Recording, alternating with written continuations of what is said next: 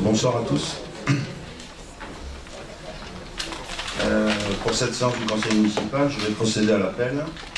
Nicole Chussot, Éric Fougeret, Marie-Hélène Olivier Vigneault, Fabrice Dachary, Patrick Bouet, Muriel Fouillou va nous rejoindre, le conseil d'embouteillage, Catherine Coll m'a donné pouvoir, Adela Santellani Ibanez a donné pouvoir à Éric Fougeret, Marie-France Ruellet, Jacques Comet, François Mathieu a donné pouvoir à Patrick Bouet, Patrick Flageolet, présent.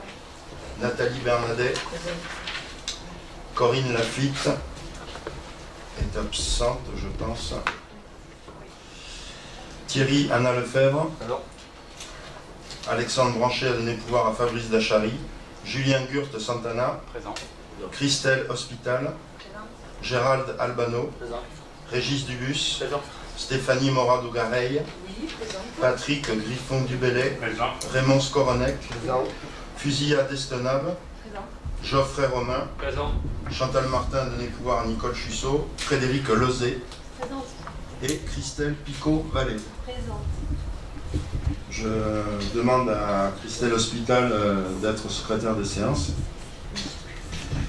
Et nous allons commencer l'ordre du jour par à l'administration générale, rapport sur la délégation de services publics pour l'exploitation de la salle de cinéma, Fabrice Dachary. Le 1er juin 2017. Le 1er juin 2017, le conseil municipal a délibéré pour approuver le renouvellement de l'exploitation de la salle de cinéma par voie de délégation de services publics et le cahier des charges s'y rapportant jusqu'au 31 août 2021. Le précédent contrat venant à expiration en mars 2018. Une consultation a donc été lancée le 14 août 2017 et l'appel public à candidature a été publié sur le bulletin officiel d'annonce des marchés publics, la plateforme dédiée aux marchés publics et landepublic.org et le site de la ville. Le 29 septembre à 17 h, date limite de réception des candidatures, un seul pli était dûment enregistré, celui déposé par l'association Cinétir, sise à Saint-Vincent de Tyros. L'association Cinétir est le délégataire actuel en charge du cinéma municipal. Après examen par la commission spécifique et DSP Cinéma, des références de l'association candidate, des garanties professionnelles et financières réunies en son sein et de son aptitude à assurer la continuité de l'activité cinématographique conformément au cahier des charges, Cinétir est habilité à concourir et invité à déposer une offre pour le 20 novembre 2017 à 17 h. À cette date et heure, la commission ad hoc constate le dépôt d'un dossier remis par l'association Cinétir. Elle procède à l'analyse de l'offre sur la base des critères de jugement figurant dans le règlement de consultation. Celle-ci est jugée intéressante et répondant aux attentes de la ville en matière de programmation, de nombreuses séances et de communication. En conséquence, à l'unanimité de ses membres, la commission préconise au maire de confier à l'association Cinétir la gestion déléguée de la salle de cinéma. Proposition de Monsieur le maire. L'association Cinétir assume la gestion déléguée dans la salle de cinéma grand écran depuis la création de celle-ci.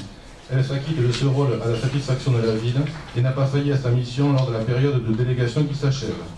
Elle est seule candidate à sa succession avec un projet intéressant qui répond aux prescriptions du cahier des charges et s'inscrit dans la continuité en termes de périodicité et de contenu de programmation, avec l'ajout de propositions novatrices visant notamment à attirer jeunes publics et personnes en situation de handicap. Cinéma Différence. Après rencontre avec la présidente et les responsables de l'association, la ville a formulé le souhait que Cinétir privilégie autant que faire se peut le cinéma grand public. Les deux partenaires se sont entendus sur le contrat de délégation de service public. 6 juin. Donc vous avez pu en prendre connaissance. En conséquence, il est proposé au conseil municipal de confier à l'association Cinétir l'exploitation et la gestion déléguée de la salle de cinéma grand écran et de l'activité cinématographique jusqu'au 31 août 2021 et d'autoriser le maire à signer le contrat de délégation de service public joint en annexe avec la présidente de cette association. Est-ce que vous avez des questions? Donc on va voter. Qui est contre? Qui s'abstient? On va voter à l'unanimité. Merci. Question numéro 2. Révision de 3 autorisations de programme pour les opérations Place du Foirail, Arène et Plaine des Sports. Donc les articles 23.11.3 et 23.11.9 du Code général des collectivités territoriales disposent que les dotations budgétaires affectées aux dépenses d'investissement peuvent comprendre des autorisations de programme et des crédits de paiement relatifs notamment aux travaux à caractère pluriannuel. Ces opérations de programme ont été votées 17 mars 2016 et 5 avril 2017. Elles peuvent être révisées chaque année. Par conséquent, il est proposé de réviser les montants inscrits au plan pluriannuel des investissements, soit réaménagement de la place du Foirail. On a un crédit de paiement qui vient s'ajouter pour 2018 de 1 429 871,20 pour un montant total de 1 702 990,26. Les crédits de paiement 2018 sont d'ores et déjà inscrits au BP qui sera voté tout à l'heure. Il y a les arènes, rénovation mise aux normes des arènes. Les crédits de paiement sur 2018 qui viennent s'ajouter à ceux qui ont déjà été votés, c'est 418 000 pour un montant total de 986 990 000 euros et 70 centimes. Ces crédits de paiement également sont d'ores et déjà inscrits au BP 2018. Et la troisième opération, c'est Plaine des Sports Tennis. Donc on a les crédits de paiement 2017 qui avaient été votés. Crédit de paiement 2018, 2 06 510 pour un total de 2 241 462,75 qui sont d'ores et déjà inscrits au BP 2018. Bien sûr, tous ces chiffres, c'est des chiffres TTC.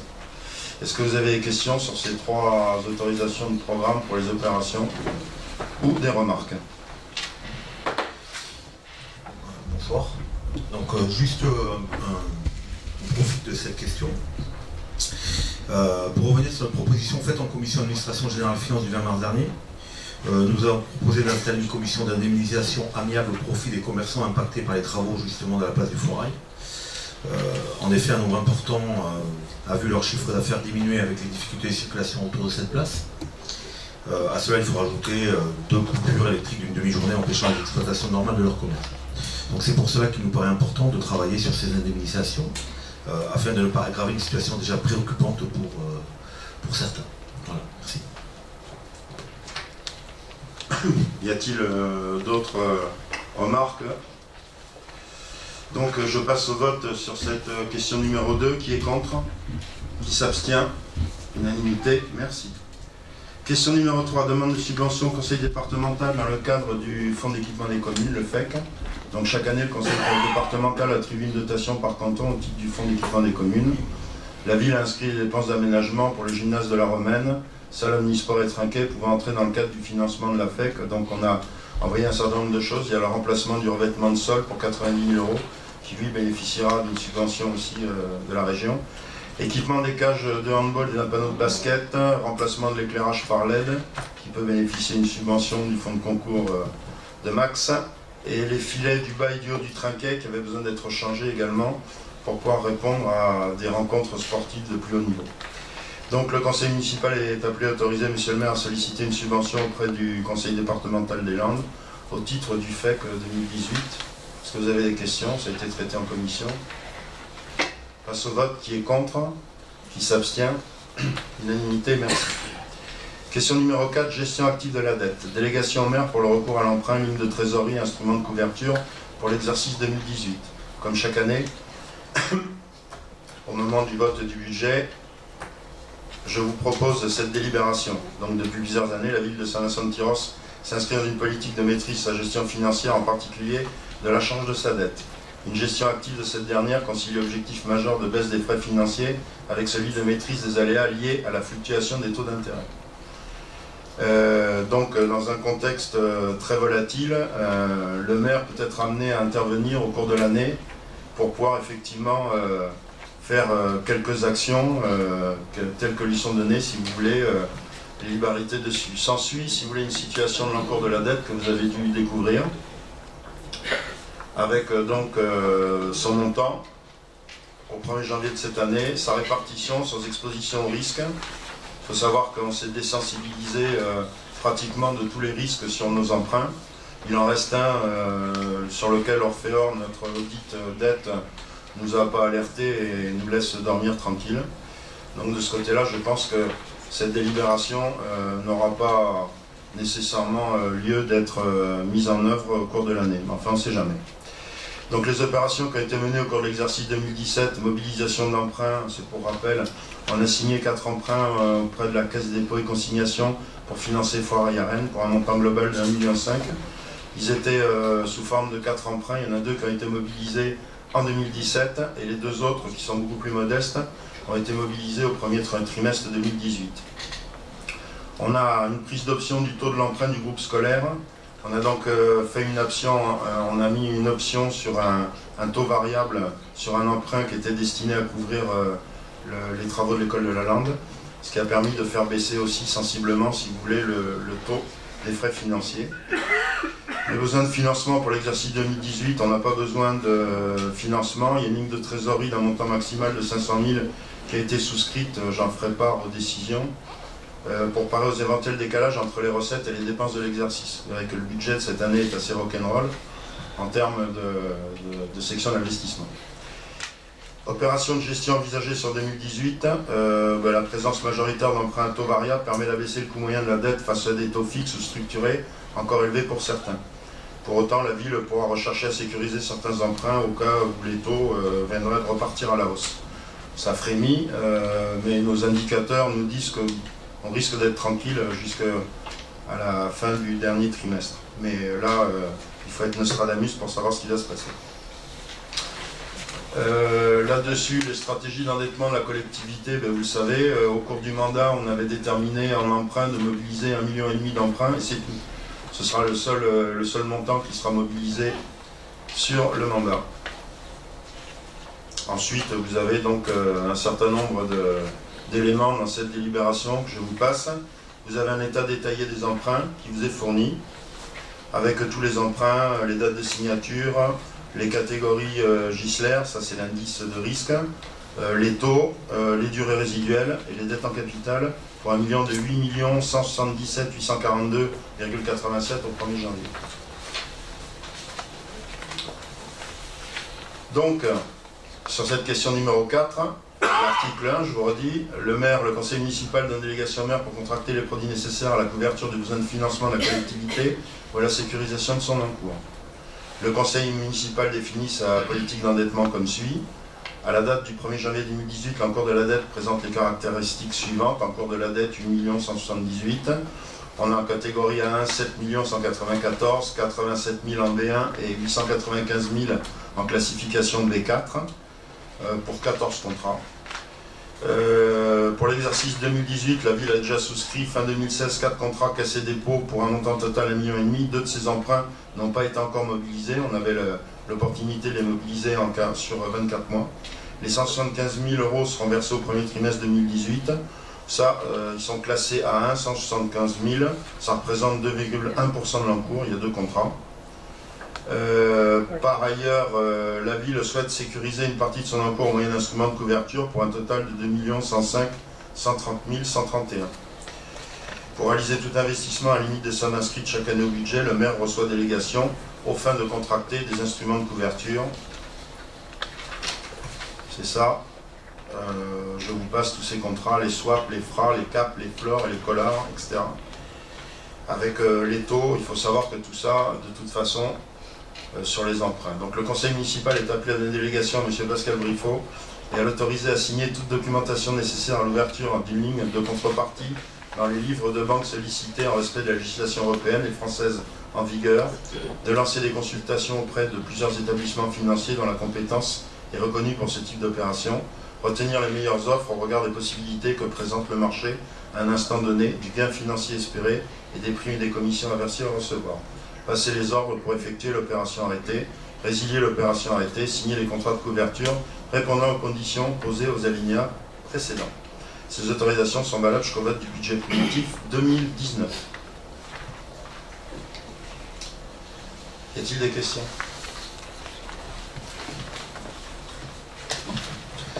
Donc, au niveau du chapitre 1.2, quand vous parlez de la prise d'option pour le groupe scolaire, j'imagine que c'est la langue, parce qu'on a aussi les arènes. C'est pas précisé. Ensuite, en début de mandat, M. Briffaut, vous étiez étonné de voir la caisse d'épargne être très souvent choisie par vos prédécesseurs pour ce genre d'opération pour les lignes de crédit que je parle. Il apparaît aujourd'hui que la caisse d'épargne a été le seul établissement à proposer ses services pour cette ligne de trésorerie. Une preuve de plus de la situation financière dégradée de notre commune. Cette présentation est encore une fois généraliste, fourre-tout, vague. D'ailleurs, la Chambre régionale des comptes a souligné dans son dernier rapport que vous n'aviez pas suivi la recommandation du cabinet Orfeor, qui suit la commune dans sa gestion de la dette, sur le paiement anticipé d'emprunt et que cela avait coûté 250 000 au Tirocé et rallongé notre endettement sur 15 ans au lieu de 7. Votre gestion active de la dette a certes fait baisser l'endettement de notre commune, mais en l'appauvrissant. En effet, vous avez vendu depuis 2014 pour 4 492 000 € de biens communaux pour solder 1 580 000 € de dette. À cela, il faut rajouter les 700 000 € que l'ancienne majorité avait provisionné pour une salle multi-activité en centre-ville, somme que vous avez dépensée dans une gestion à la petite semaine. Alors, je répondrai simplement, je répondrai sur 2 points. Je vous répondrai plus largement après, en fin de conseil. Mais sur 2 points. Le premier, c'est que concernant l'emprunt, on s'est dégagé un emprunt fixe, je l'ai dit et redit. Je l'ai dit au commissaire enquêteur de la Cour des comptes, qui l'admet parfaitement, parce que de toute façon, ils analysaient les comptes de la commune et pas ceux de la commune et du CCAS. Nous nous sommes désengagés parce que nous avions 2 emprunts qui ont été souscrits aux mêmes périodes, avec les mêmes expositions au risque de croisement de taux, sur les taux à 10 ans et sur les taux à 20 ans. Donc, si la commune était capable de supporter une échéance dégradée là-dessus, sur un emprunt qui était à 4%, fixe, avec des possibilités d'échéance dégradée montant à 6, 7, 8, je ne sais quoi, on était incapable de supporter dans le même temps une échéance dégradée sur la commune et une échéance dégradée au CCAS, sachant que nos liens sont intimes, puisque le CCAS bénéficie d'une subvention d'équilibre chaque année. On parlera après. Ça, c'est un premier point. Ensuite, vos analyses sur le fait de dire qu'il paye ses dettes s'enrichit, j'entends bien. Il faut savoir que sur les 700 000 dont vous parlez en début de mandat, vous ne parlez pas, bien sûr, des dettes qui avaient été laissées, parce que ces 700 000, ils étaient inscrits en provision sur un budget. Ils n'étaient pas réalisés. Vous le savez très bien, quand on inscrit quelque chose au budget, ce n'est pas réalisé. C'est réalisé quand on le constate au compte administratif l'année suivante. Et ensuite, il faut savoir qu'il y avait des dettes, il y avait des facilités de paiement qui étaient là, que nous avons dû assumer également, en dehors des dettes qui étaient inscrites sur le registre des dettes du compte administratif. Et puis pour la suite, si vous voulez, pour les histoires de gestion, je vous répondrai plus largement tout à l'heure, à la fin du conseil. Juste une petite chose, vous parlez comme vous l'avez expliqué au commissaire enquêteur de la Chambre régionale des comptes, il ne l'a pas repris dans son rapport. Vous n'avez pas dû bien l'expliquer alors. Il le note quand même dans son rapport. Vous lisez ce que vous voulez lire sur un rapport de la Chambre régionale des comptes. je reste quand même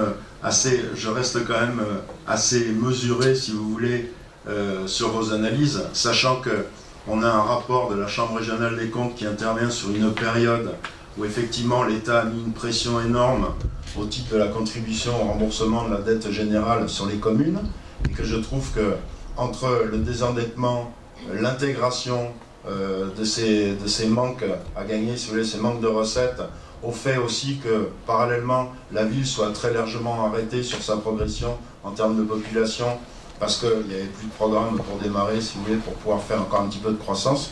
Je trouve qu'on s'en est pas trop mal tiré, si vous voulez, et qu'il n'est absolument pas négatif. Il y a d'autres communes, et vous citerez les communes de notre strate, je ne parle pas des communes côtières, comme Cap-Breton, qui bénéficient, si vous voulez, quand même d'un dynamisme de tourisme, ou de Souston, qui doit posséder à peu près, qui doit être le 2e propriétaire forestier du secteur, de comparer des communes comme ça, si vous voulez, en termes de l'endettement. La situation était ce qu'elle était, on l'a pris comme telle, les suivants la prendront, et je pense que les éléments que j'ai en termes d'atterrissage pour 2020 sont bien meilleurs que ce qu'on aura pu trouver ici en 2014. C'est tout, c'est comme ça, c'est la vie, sans autre forme de procès. Y a-t-il d'autres questions sur cette gestion de délégation de la dette? On va passer au vote. Qui est contre? Qui s'abstient? Unanimité, merci. Subvention 2018 aux associations, Marie-Hélène, Olivier, Lille. Monsieur Bricot. Oui. Il y a une 2e page en fait. Quoi? Dans la délibération, il y a une 2e page. Oui. Et alors? On la vote pas. Moi je ne sais pas. Comment faire valider? En fait, vous êtes arrêté à l'avant-dernière page et il y a une dernière page. Je ne sais pas comment c'est. C'est la question numéro 4 qui est en 2 parties derrière. Je vous ai demandé de me donner délégation lancée. Vous voulez que je reprenne le tout? Non, mais bon. On est sur un formalisme, c'est la 4e année qu'on fait ça, on le fait dans les mêmes conditions. Je vous ai expliqué que j'ose espérer que vous pouvez me croire sur ce point, que nous n'avons pas à mobiliser particulièrement, si vous voulez, d'emprunt au cours de l'année. C'est pas du tout inscrit comme tel. Mais si vous voulez que je lise effectivement le complément, elle est en 2 parties. C'est forcément. C'est juste pour le valider. C'est pas de mon fait, mais oui, tout à fait. Non, mais bon, je ne vous. C'est bon. On est d'accord avec vous. On est d'accord, mais c'est juste pour le valider. Ah, mais bon. Si vous voulez, je vous relis, lancer les consultations. C'est la même qui est faite là-dessus, si vous voulez, et qui reprend effectivement le. C'est pas moi qui les fabrique, elles sont comme ça en 2 parties. Il y a besoin d'un certain formalisme. Voilà, ce formalisme est là. Et si vous le voulez bien, et si vous ne voulez pas besoin de revenir sur votre vote, je passe la parole à Marie-Hélène Olivier Divigno, qui va vous parler des subventions aux associations. Donc des subventions aux associations 2018. Donc en ce qui concerne le comice agricole, la demande du comice était de 2300 €. La décision de la commission, 2300 €. Le COS donc, avait fait une demande de 8000 €. On a souhaité maintenir la subvention au même montant que l'année dernière, soit 9000 €. Bon, l'office de tourisme est intercommunal, donc provision, rien également. Les Chabada n'a pas fait de demande. Ensuite, dans le volet éducation jeunesse, le centre de loisirs. Demande du centre de loisirs, 126 000 €. Décision commission, 126 000 €. La coopérative École des Arènes, classe transplantée, 4 807 €. Décision commission, 4 807 €. Coopérative École des Arènes, fonctionnement, donc là il n'y a pas de demande. Coopérative École de la Souque, classe transplantée, 1740 €. Décision commission, 1740 €. Coopérative École de la Lande, classe transplantée, attendez, pardon. Oui, 3193 € sollicités, 3193 €, décision commission. Coopérative École Sainte-Marie, 23 022, décision commission, 23 022. Dans le volet sport, l'école de rugby, demande de l'association 1900 €, décision de la commission 1600 €. L'aïkido n'a pas fait de demande cette année. L'athlétisme demande 3100 €, décision commission 2000 €. Le badminton demande 200, décision commission 200. Le cyclotourisme demande de l'association 500 €, décision 500 €.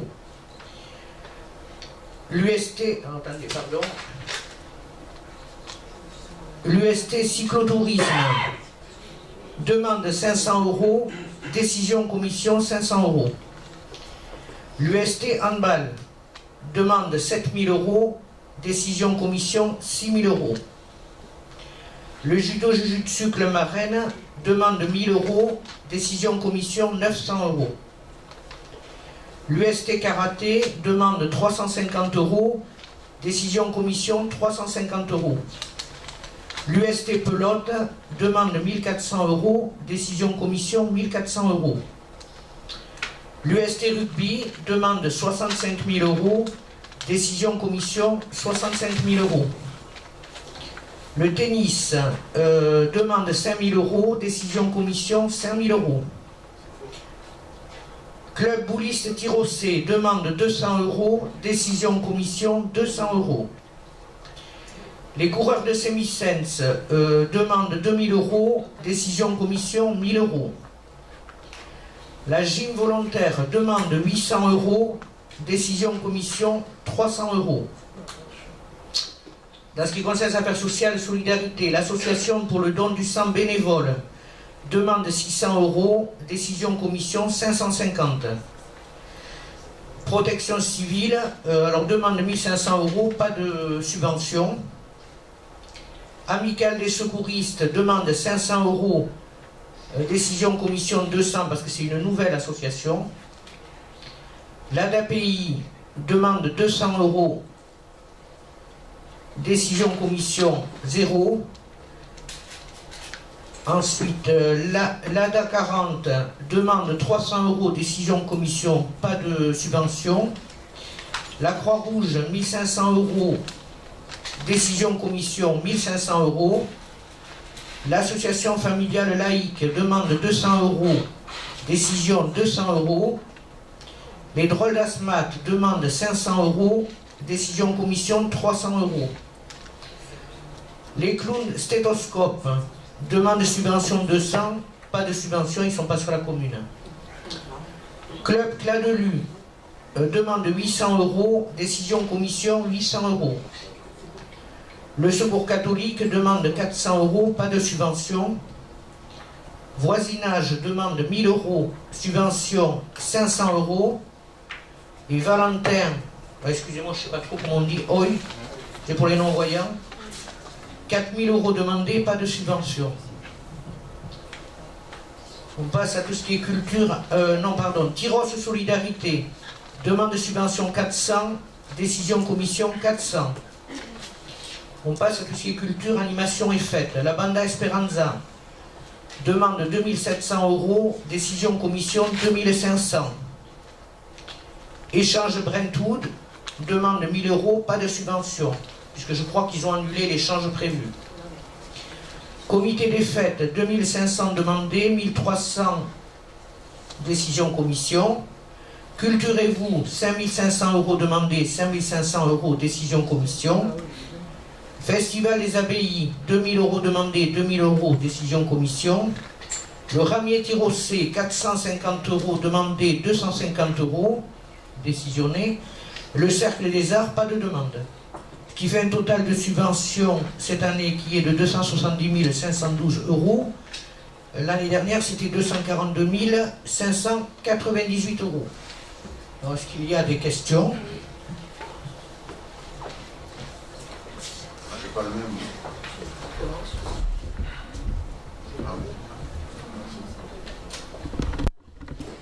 Concernant l'association Pierrot 16 Échange Brentwood, qui est donc la section rugby du collège de notre ville, il me semble, enfin c'est même pas il me semble, j'en suis sûre et certaine, dire effectivement que le projet pour aller en Irlande avait été annulé, mais qu'ils partaient de toute façon en vacances. Qu'ils avaient quand même monté le dossier, que le dossier restait. Qu'ils partaient en région parisienne.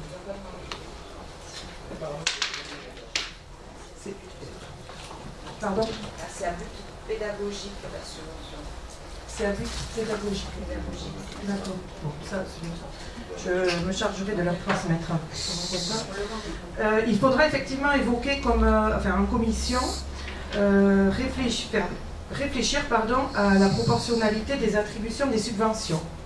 Mais comme je l'ai manifesté pendant cette commission, notre groupe ne cautionne pas, ne tolère pas l'attribution d'une subvention à une association non tyrosaise, Festival des Abbayes. Vous leur accordez la somme de 2000 €. 2000 €. Je vous rappelle à toutes fins utiles qu'il s'agit de leur première demande de subvention et que vous refusez normalement, ce que vous aviez dit, toute première demande de subvention. Et est-ce que vous leur avez demandé un dossier complet, comme vous faites pour chaque association? Oui. Je vous ai répondu en commission dessus, mais pour éclairer tout le monde, c'est très simple. L'année dernière, nous avons pris à la volée le Festival des Abbayes, qui je pense est un circuit pas inintéressant. Enfin bon, après, chacun voit à midi à sa porte, mais en termes de définition de politique culturelle, notre maire de l'époque, Marie Apathy, souhaitait voir le Festival des Abbayes passer par Saint-Vincent-de-Tyrosse. Donc l'année dernière, nous avons pris ça au vol et nous avons réglé une facture de 2000 € qui correspond peu ou prou au système dans lequel on a adhéré cette année, qui est un système de subventionner une association de façon à faire partie du circuit du Festival des Abbayes. On comprend tout à fait, je vous l'ai dit, je comprends tout à fait que vous n'adhériez pas dessus. Voilà, ça passe au niveau des subventions parce que c'est structuré sous forme associative, mais la volonté c'est d'amener un spectacle de musique classique de qualité dans notre église, même s'il est payant.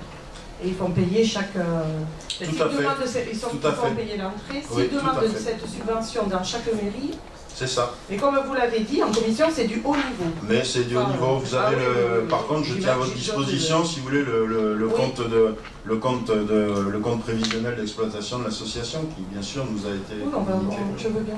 Voilà, donc là, il n'y a pas de souci. C'est sûr. Et oui, c'est sûr, c'est du haut niveau, on n'en doute pas, mais privilégions nos associations tirent-16 en priorité. Et enfin, malgré le fait que nous soyons contre l'octroi de cette subvention, nous voterons pour cette résolution qui englobe toutes les demandes. Je voudrais préciser aussi que là-dessus, bon, sur les montants, on aurait préféré effectivement que ça puisse augmenter d'une manière un petit peu plus linéaire. Il faut savoir que si ça augmente, le montant global en décision de la commission, on propose 270 000 contre 242 000 en situation 2017. C'est pour grande partie absorbé. Elle va rougir si j'en parle encore par le centre de loisirs, mais ce n'est pas du tout de la faute du centre de loisirs. Je le répète, c'est lié à la disparition brutale et soudaine des contrats aidés, et aussi à la disparition un peu moins brutale et un peu moins soudaine des temps d'activité périscolaire. Moi, j'aimerais apporter ma pierre à l'édifice. Ouais. Pour la présentation par Mme Olivier Duvignon, elle a précisé au niveau des clowns stéthoscopes qu'ils n'étaient pas sur la commune. Et pour les échanges Brennwood, Mme Chussot a précisé qu'il fallait un intérêt pédagogique. Je le note, et je note aussi donc que le Festival des Abbayes est sur la commune et a un intérêt pédagogique. Donc pour ce qui concerne l'attribution des subventions, il convient de rappeler que l'article L21-21-29 du Code général des collectivités territoriales stipule que le conseil municipal règle par ses délibérations les affaires de la commune. Autrement dit, le conseil est compétent pour toutes les affaires de la commune présentant un intérêt public ou communal. On peut légitimement se poser la question, si c'est bien le cas, s'agissant de délibérer pour attribuer une subvention à une ou des associations n'ayant pas leur siège social sur la commune et qui n'interviennent pas non plus sur le territoire communal. Quel intérêt communal présentent ces associations? On peut se poser la question. Quand on considère l'importance du dossier à constituer et le nombre de justificatifs à apporter par les associations locales sollicitant une subvention communale, on peut se demander comment argumentent ces associations extérieures n'intervenant pas de surcroît sur le territoire pour solliciter et obtenir au bout du compte une subvention municipale. Mais puisque on peut poser des questions, je vais vous en poser une. L'école Sainte-Marie, dans les 23 022, est-ce que c'est une subvention pécuniaire exclusivement, ou est-ce que les heures des employés communaux qui travaillent sont inclus? Non, c'est une subvention pécuniaire. J'imagine que les heures des employés communaux... Ça, je vous laisse le soin d'apprécier cette... On n'intègre pas donc les heures des employés communaux. Je vous laisse le soin d'apprécier tout seul, si vous voulez, vos paroles. J'apprécie mes paroles. Tout à fait, ouais. J'apprécie beaucoup mes paroles. Ça fait partie de, si vous voulez, l'école Sainte-Marie fait partie du domaine scolaire de la commune, qu'on le veuille ou non, bien qu'on n'ait pas une gestion dessus. C'est un contrat associatif. Et effectivement, je vais dire, il reste au niveau des traditions. On avait traditionnellement, ça a été poursuivi, et je l'assume complètement, on donne un coup de main à l'école Sainte-Marie pour la rentrée. Donc on envoie une équipe d'employés municipaux pour la rentrée et pour préparer leur fête annuelle, leur kermesse annuelle. Voilà, je veux dire, c'est une contribution qui reste tout à fait très modeste, alors que là, quand on parle d'une subvention, c'est pas une subvention, c'est au même titre que c'est la même chose que pour le Festival des Abbayes. C'est un contrat d'association avec un établissement privé. On répond à une obligation légale. Voilà, donc bon, je sais pas, notre participation de la ville, elle se situe là-dessus. Maintenant, c'est quelque chose que j'ai jamais fait chiffrer. Je pense que c'est très discrétionnaire. Mais bon, c'est pour ça que je vous laisse le soin d'apprécier et de calculer. Vous faites bien les calculs, monsieur Dubuis. Vous calculerez combien ça coûte à la commune, ça. Mais attention, parce que bon, si à un moment donné, on commence à regarder ça là, on regardera partout aussi. Ouais. Là, ça risque de grincer des dents ailleurs. Ouais. Si. Y a-t-il d'autres questions? On passe au vote? Oui. Bon, alors, qui est contre? Là, on est subvention aux associations. Qui s'abstient? Unanimité. Merci. Question numéro 6. Vote des taux d'imposition pour 2018. Vous avez donc une délibération avec les bases d'imposition effectives 2017 et les bases d'imposition prévisionnelles pour 2018 que l'on a reçues en calcul, avec les taux. Donc je rappelle les taux de référence pour 2017, taxe d'habitation 15,45, taxe foncière sur le bâti 19,14 et taxe foncière sur le non-bâti 43,47. On vous propose la taxe d'habitation de voter le même taux, inchangé, de majorer la taxe foncière sur le bâti de 1,5 point, donc de la passer de 19,14 à 20,64, et le foncier non bâti de la laisser à 43,67. Vous avez le ratio entre le produit attendu à périmètre constant, ça représente un encaissement supplémentaire de fiscalité de 120 000 € à peu près, ce qui suffira à peine à combler, si vous voulez, les augmentations de subventions d'équilibre au CCAS pour l'année 2018. Et de réajuster notre taux foncier bâti, parce que ça c'était aussi dit dans le rapport de la Cour des comptes, disant qu'on avait quand même un niveau qui, par rapport au niveau des villes de notre stade, était relativement faible. Ce sera, je le répète, ce sera la seule augmentation de fiscalité du mandat, la seule. Les perspectives financières que nous avons sur 2019 et 2020 nous permettent d'espérer, avec quelques constructions qui vont arriver, de reprendre un peu de dynamisme au niveau de nos bases et de pouvoir continuer en maîtrisant nos dépenses, avoir des recettes qui vont pouvoir progresser d'une manière un petit peu plus significative. Est-ce que vous avez des remarques sur ce taux, ces taux?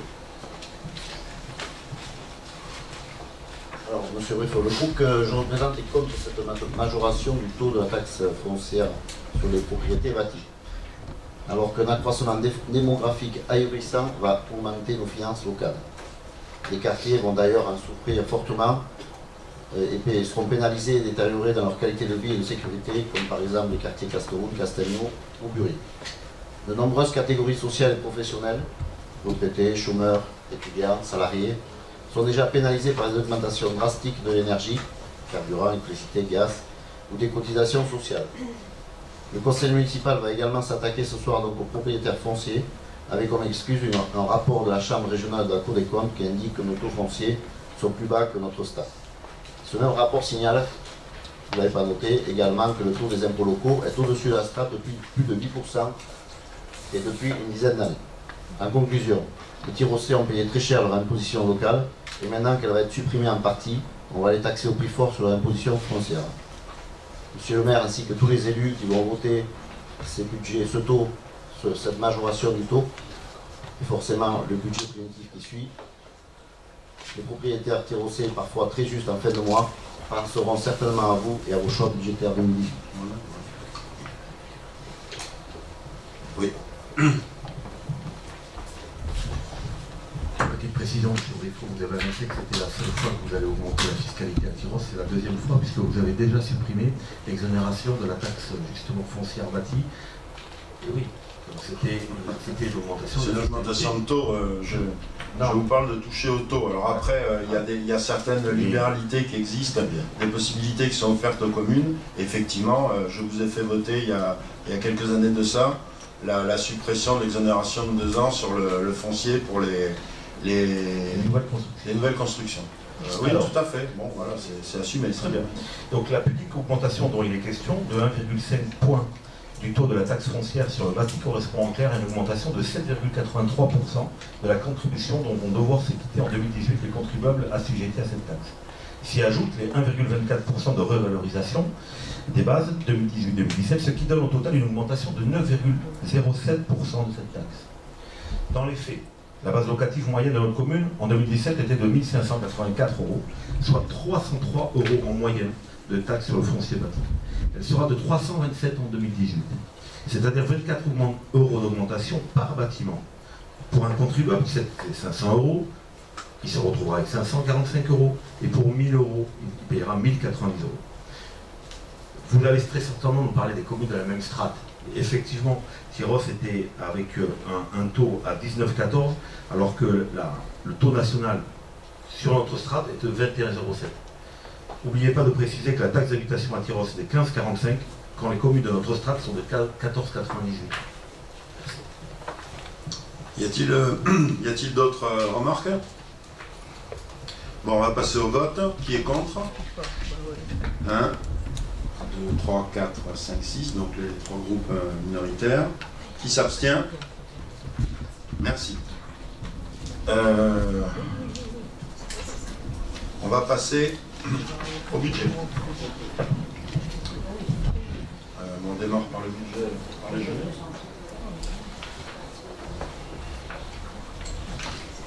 Ça me paraît bizarre. Non. Je suis parti trop vite. Diable. Non. Non, ça démarre par les jeunesses. C'est un peu bizarre. Voilà. On va commencer par les jeunesses, c'est pas grave, ce sera vite fait. Budget annexe déjeuner. Donc là, on est sur un budget en gestion de stock, un déjeuner, 3 petits lots qui sont mis en vente. Donc là, nous sommes sur les dépenses de fonctionnement. Vous avez au BP 2018 des opérations d'ordre pour 83 557 €. C'est le stock, gestion de stock. Et 229 048 d'opérations réelles, charges à caractère général, 76 443 et autres charges de gestion courante, 152 605. Donc pour 312 605 de dépenses de fonctionnement. Les recettes, elles vont retrouver un équilibre avec toujours des opérations d'ordre, la variation en cours, 80 000, et produits du domaine, 232 605, 00. Dépenses d'investissement, on a les opérations d'ordre pour 83 557, c'est les travaux en cours avec un résultat reporté de 3 557 pour 83 557, et en équilibre, le stock toujours 83 557. Est-ce que vous avez des questions sur ce budget déjeuner? Budget annexe. S'il n'y a pas de questions, je le mets au vote. D'abord, est-ce que vous m'autorisez à voter globalement le budget déjeuner? C'est un petit budget en stock. Donc on le vote globalement. Qui est contre? Qui s'abstient? Unanimité, merci. Budget primitif de la ville. Dépenses de fonctionnement. Donc, vous avez les éléments du CA 2017. J'ai oublié de vous préciser, je l'ai précisé en commission, pour des raisons de calendrier, de vouloir respecter le calendrier. Nous avons fait le choix cette année de voter le CA un petit peu plus tard. Il a été bouclé, le compte administratif, et on le votera pour le prochain conseil municipal. Un calendrier vous sera communiqué. Donc nous avons sur le BP 2018 en opération d'ordre 1 594 734,33 avec un virement à la section d'investissement pour 1 237 905 et des opérations d'ordre de transfert entre sections 356 829. Les opérations réelles, elles, comportent des charges à caractère général pour 1 414 794, des charges de personnel à 3 475 000, des autres charges de gestion courante à 1 146 211, des charges financières à 173 624 et charges exceptionnelles pour 12 000. On a également installé une provision d'équilibre à 110 432,13 €. Donc les dépenses de fonctionnement sont à 7 926 797,12. Si vous voulez poser des questions au moment, ou si vous préférez intervenir après, je déroule. Recettes de fonctionnement. Sur le BP, donc les opérations d'ordre, c'est à 200 500 €, ces opérations d'ordre de transfert entre les sections toujours. Donc nous avons le résultat cumulé qui a été approuvé par le trésorier payeur de 987 583,81 avec atténuation de charge de 25 000, les produits et services à 120 050, impôts et taxes 4 534 465 000. On intègre l'augmentation, vous voyez que bon, c'est simplement pour maintenir notre niveau. Dotations, subventions qui sont toujours prévues un peu en baisse, 1 844 511. Les autres produits, 207 560. Produits financiers, 2127. Et produits exceptionnels, 5 000 €. Pour un BP à 7 926 797,12. Dépenses d'investissement. Donc on a une opération, des opérations patrimoniales d'équilibre qu'on va retrouver dans la section aussi de recettes, de 175 621,69. Les opérations d'ordre de transfert entre sections pour 200 500 €. On a les emprunts et dettes pour 670 000, remboursement et capital. Les IMO incorporels pour 28 332 382,32, y compris donc les restes à réaliser de 12 982,32. Les subventions d'équipement versées à 185 592,40, y compris 10 092,40 de restes à réaliser. On a ensuite les 4 opérations, la place du Foirail, donc on a 1 429 871,20, y compris un reste à réaliser de 42 171,20. On a le skatepark, c'est fini, il reste là-dessus. Structure des arènes pour 418 000 €, tout rond, et les tennis pour 1 993 000, non, pour 2 006 510, y compris 13 510, excusez-moi, de reste à réaliser.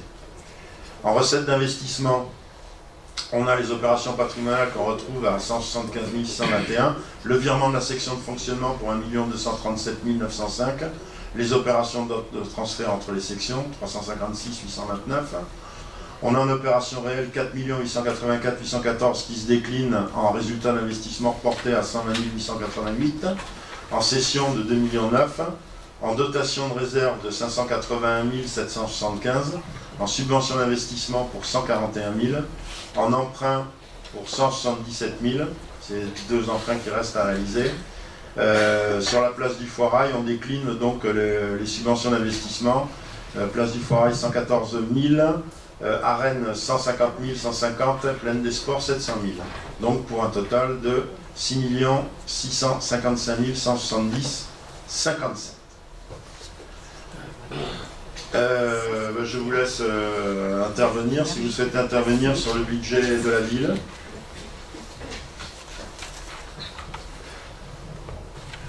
Oui, on peut rentrer dans les détails de certaines. Oui, allez-y, je vous en prie. Non, il y a des petites choses qui nous ont interpellés, comme la fourniture de petits équipements. On passe de 19 000 € au budget 2017 pour 99 000 € au budget 2018, c'est-à-dire 5 fois plus. Il y a sûrement l'explication. Sûrement. Voilà. Au niveau de l'entretien des bâtiments, on passe de 120 000 € au budget 2017 à 40 000 € en 2018. Ouais. Une explication? Oui. Non, mais au niveau des honoraires. Monsieur Dubus, je vous redonne la parole, je voulais juste vous interrompre. Il me semble, mais des fois je ne semble pas m'exprimer correctement, il me semble vous avoir dit, en commission des finances, que vous pouviez nous interviewer, nous interroger par mail directement notre service financier, si vous aviez quelque chose à relever sur ces éléments-là. Globalement, vous savez ou vous ne savez pas qu'on a été contraint de supprimer notre budget annexe des fêtes, et qu'on a été obligé, si vous voulez, de disséminer ça et là un certain nombre de choses qu'on retrouve au gré des vagues. Alors pas pourquoi l'entretien des bâtiments passe de 120 000 à 40 000. Ça, je ne vous pose pas des questions sur la fête et les cérémonies. Mais oui, mais la question, c'est comme ça. Quand je fais 120 000 d'entretien de bâtiments, quand on réalise, si vous voulez, un entretien de bâtiment comme les arènes, c'est pas 120 000, c'est pas 40 000, on l'a au travers d'une opération.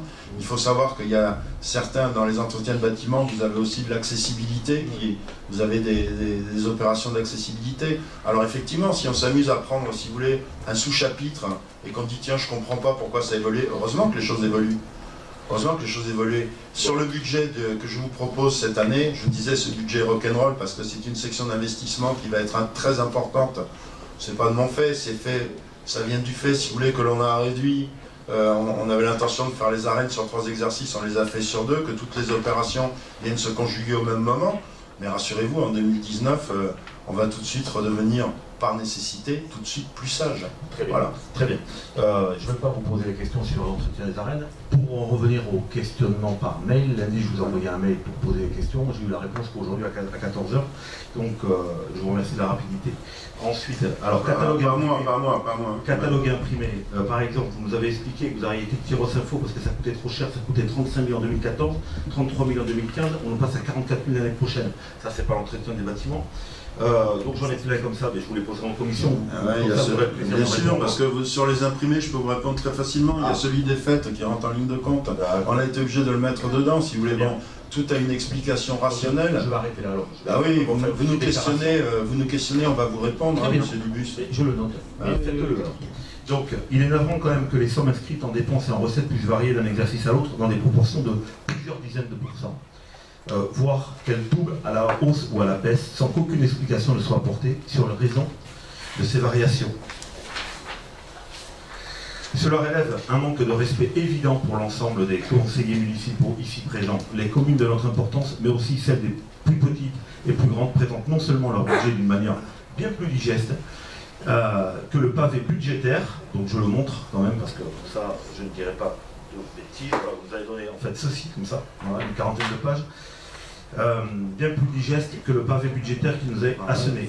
Mais elle est...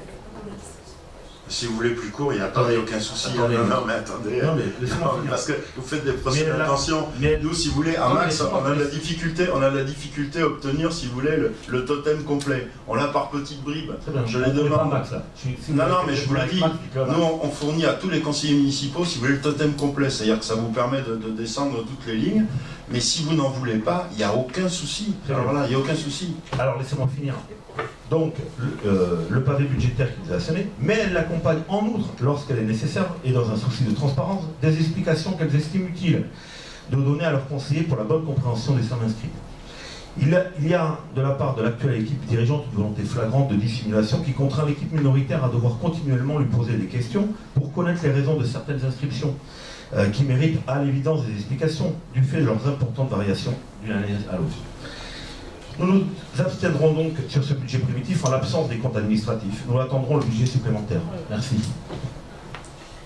Y a-t-il d'autres interventions? Moi, juste un petit mot, je crois que vous avez compris que j'étais contre ce budget politique par rapport à l'intervention sur les taux. Tout à fait, oui. Alors, monsieur le maire, Pardon, monsieur le maire, une autre question. Vous avez dit tout à l'heure, le skatepark était terminé. La clôture, ça va se faire sur un autre budget, sur le budget de fonctionnement, ou il n'y aura pas de clôture? On n'a pas encore lancé un projet de clôturer le skatepark, quoi. Bon. Je vais vous en parler, j'en sais rien. Bon, après, j'ai entendu qu'il y avait quelques problèmes. Il y a une réunion, on a une réunion, si vous voulez, une réunion qui se profile la semaine prochaine, qui est organisée par Max avec le lycée, pour l'ensemble des incivilités qu'on retrouve au lycée. L'effectif a augmenté, il y a des incivilités partout.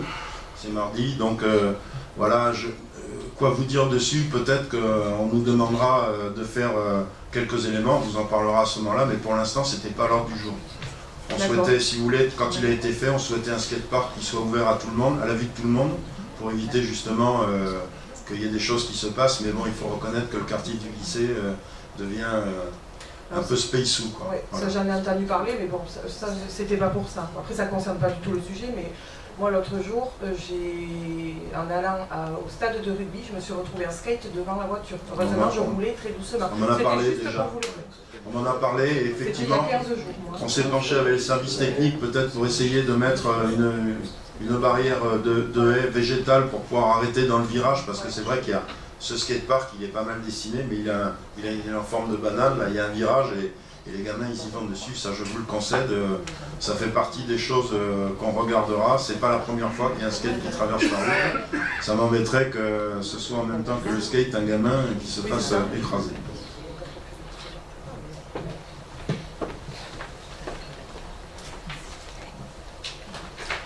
Oui, je voudrais faire une petite déclaration. Monsieur le maire, chers collègues, ces dernières années, nos collectivités territoriales sont soumises à rude épreuve. Contraintes par la loi à l'équilibre des budgets, les élus locaux doivent procéder en responsabilité et en conscience à des choix draconiens, par la réorganisation des services publics, le report de l'investissement, la diminution des périmètres de nos politiques publiques, la baisse de subventions, jusqu'à la réduction de la masse salariale. Ces procédés condamnent nos collectivités locales à une mort par asphyxie budgétaire, à laquelle Saint-Vincent de Tyrosse n'est pas épargné. Cette fois, l'État nous demande en plus de réduire nos dépenses de fonctionnement. Mais nous savons tous que moins de dépenses de fonctionnement, c'est inévitablement moins de services publics pour les Tyrossais, moins de subventions pour nos associations, moins de culture, de santé, de sport et de vie sur nos territoires. Monsieur le maire, chers collègues, la situation nouvelle qui se dessine doit nous appeler à une immense vigilance. Nous allons vers la suppression de l'échelon communal. Nous avons été élus par nos concitoyens pour défendre et faire valoir leurs droits et les intérêts de notre territoire. et y répondre par la hausse de la fiscalité n'est pas la réponse qu'ils attendent. De l'argent, il y en a, et je ne cesserai jamais de le dire. Oui, je parle des paradis fiscaux, le paradis de quelques-uns qui créent l'enfer pour tous les autres. Et ce sont les mêmes qui pillent la planète et épuisent ses ressources naturelles. Les finances de notre collectivité sont, comme beaucoup d'autres collectivités, fragiles. C'est pourquoi il est temps de s'attaquer à ce fléau que représente la fraude fiscale, afin de permettre, comme il se doit, une meilleure répartition des richesses. Il nous faut donc refuser la mise sous tutelle de l'État, des collectivités.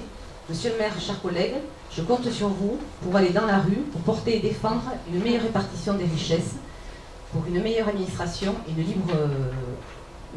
une administration et une autonomie financière des collectivités territoriales.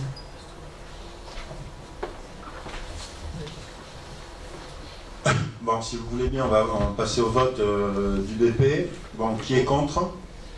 1, 2. Qui s'abstient? 4 du groupe. Et le reste. Budget annexe du cinéma, il me reste un budget, on n'a plus que 2 budgets annexes. Budget annexe du cinéma, c'est un peu plus simple.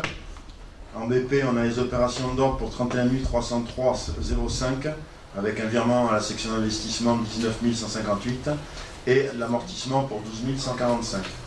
Les charges à caractère général dans les opérations réelles pèsent 5 835 et les charges financières 4 026,68. Ce qui nous donne un total de BP de dépenses de fonctionnement à 41 164,73. Pour les recettes de fonctionnement, elles s'équilibrent avec des opérations réelles uniquement, 41 164,73. On a 8 000 de subventions et 33 164,73 d'autres produits. En investissement, on trouve que des opérations réelles pour un montant de 52 634,43, y compris un reste à réaliser de 300 € dans un équilibre budgétaire. Résultat reporté 21 142,38, un emprunt 30 192,05, je continue de courir, et des IMO corporels pour 1 300 €, ce qui nous donne un total de 52 634,43, que l'on retrouve en recettes avec des opérations d'ordre pour 31 303,05 €, 19 158,05 le virement de la section de fonctionnement, toujours le même amortissement à 12 145 et 21 331,38 d'opérations réelles pour dotation fonds divers réserves de 21 331,38 pour un total de 52 634,43. Est-ce que ce budget appelle des remarques? S'il n'appelle pas de remarques, je procède au vote. Qui est contre? Qui s'abstient? Unanimité, merci. J'ai sauté une question que tout le monde attendait, vous m'excuserez, c'est la question numéro 7. Inscription au budget des crédits nécessaires au renouvellement de l'engagement d'un collaborateur de cabinet. Oui, par délibération en date du 22 mai 2014, le conseil municipal avait autorisé la création d'un emploi de collaborateur de cabinet au sein de la mairie de Saint-Vincent-de-Tyrosse. Suite à l'élection de M. Briffon en qualité de maire de Saint-Vincent-de-Tyrosse lors de la séance du conseil municipal en date du 19 mars 2018, il convient d'autoriser expressément l'inscription au budget des crédits nécessaires à la passation d'un nouveau contrat d'engagement du collaborateur de cabinet à compter du 19 mars 2018. Il est rappelé que conformément au décret 87-1004, le traitement indiciaire ne peut être supérieur à 90% du traitement correspondant à l'indice terminal de l'emploi de ministre fonctionnel de direction le plus élevé de la collectivité et servi au titulaire de cet emploi fonctionnel. D'autre part, le montant des indemnités ne peut en aucun cas être supérieur à 90%, ça c'est le régime indemnitaire, institué par l'Assemblée délibérante de la collectivité.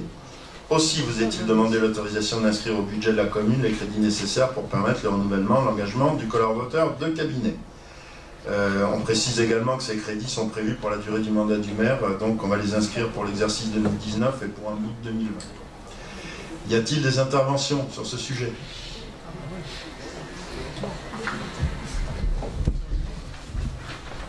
Vous nous demandez aujourd'hui l'autorisation d'inscrire au budget de la commune les crédits nécessaires pour permettre le renouvellement de l'engagement du collaborateur de cabinet. Vous nous précisez que ces crédits budgétaires sont prévus pour la durée du mandat de maire et seront donc prévus également pour les exercices 2019 et 2020. Partiellement. Nous vous avons, c'est pas écrit dans la question, nous vous avons demandé par écrit la fiche de ce poste de collaborateur de cabinet ainsi que ce nouveau contrat d'engagement. Nous n'avons toujours rien reçu. Or, d'après l'article L 2121-13 du Code général de la collectivité territoriale, que vous ne pouvez pas connaître, tout membre du Conseil a le droit, dans le cadre de sa fonction, d'être informé des affaires de la commune qui font l'objet d'une délibération. Information, note explicative, ordre du jour détaillé, mise à disposition des documents à la demande du conseiller, doit être faite avant la séance de délibération. Ce non-respect des dispositions relatives à l'information des élus conduit à une incapacité d'analyse et de réflexion de cette délibération pour l'ensemble des conseillers ici présents. Nous ne connaissons pas les prérogatives ou les fonctions de ce collaborateur. Nous ne connaissons pas le montant des crédits nécessaires à ce poste. Nous ne connaissons pas les indemnités éventuelles à payer par la ville en cas de licenciement.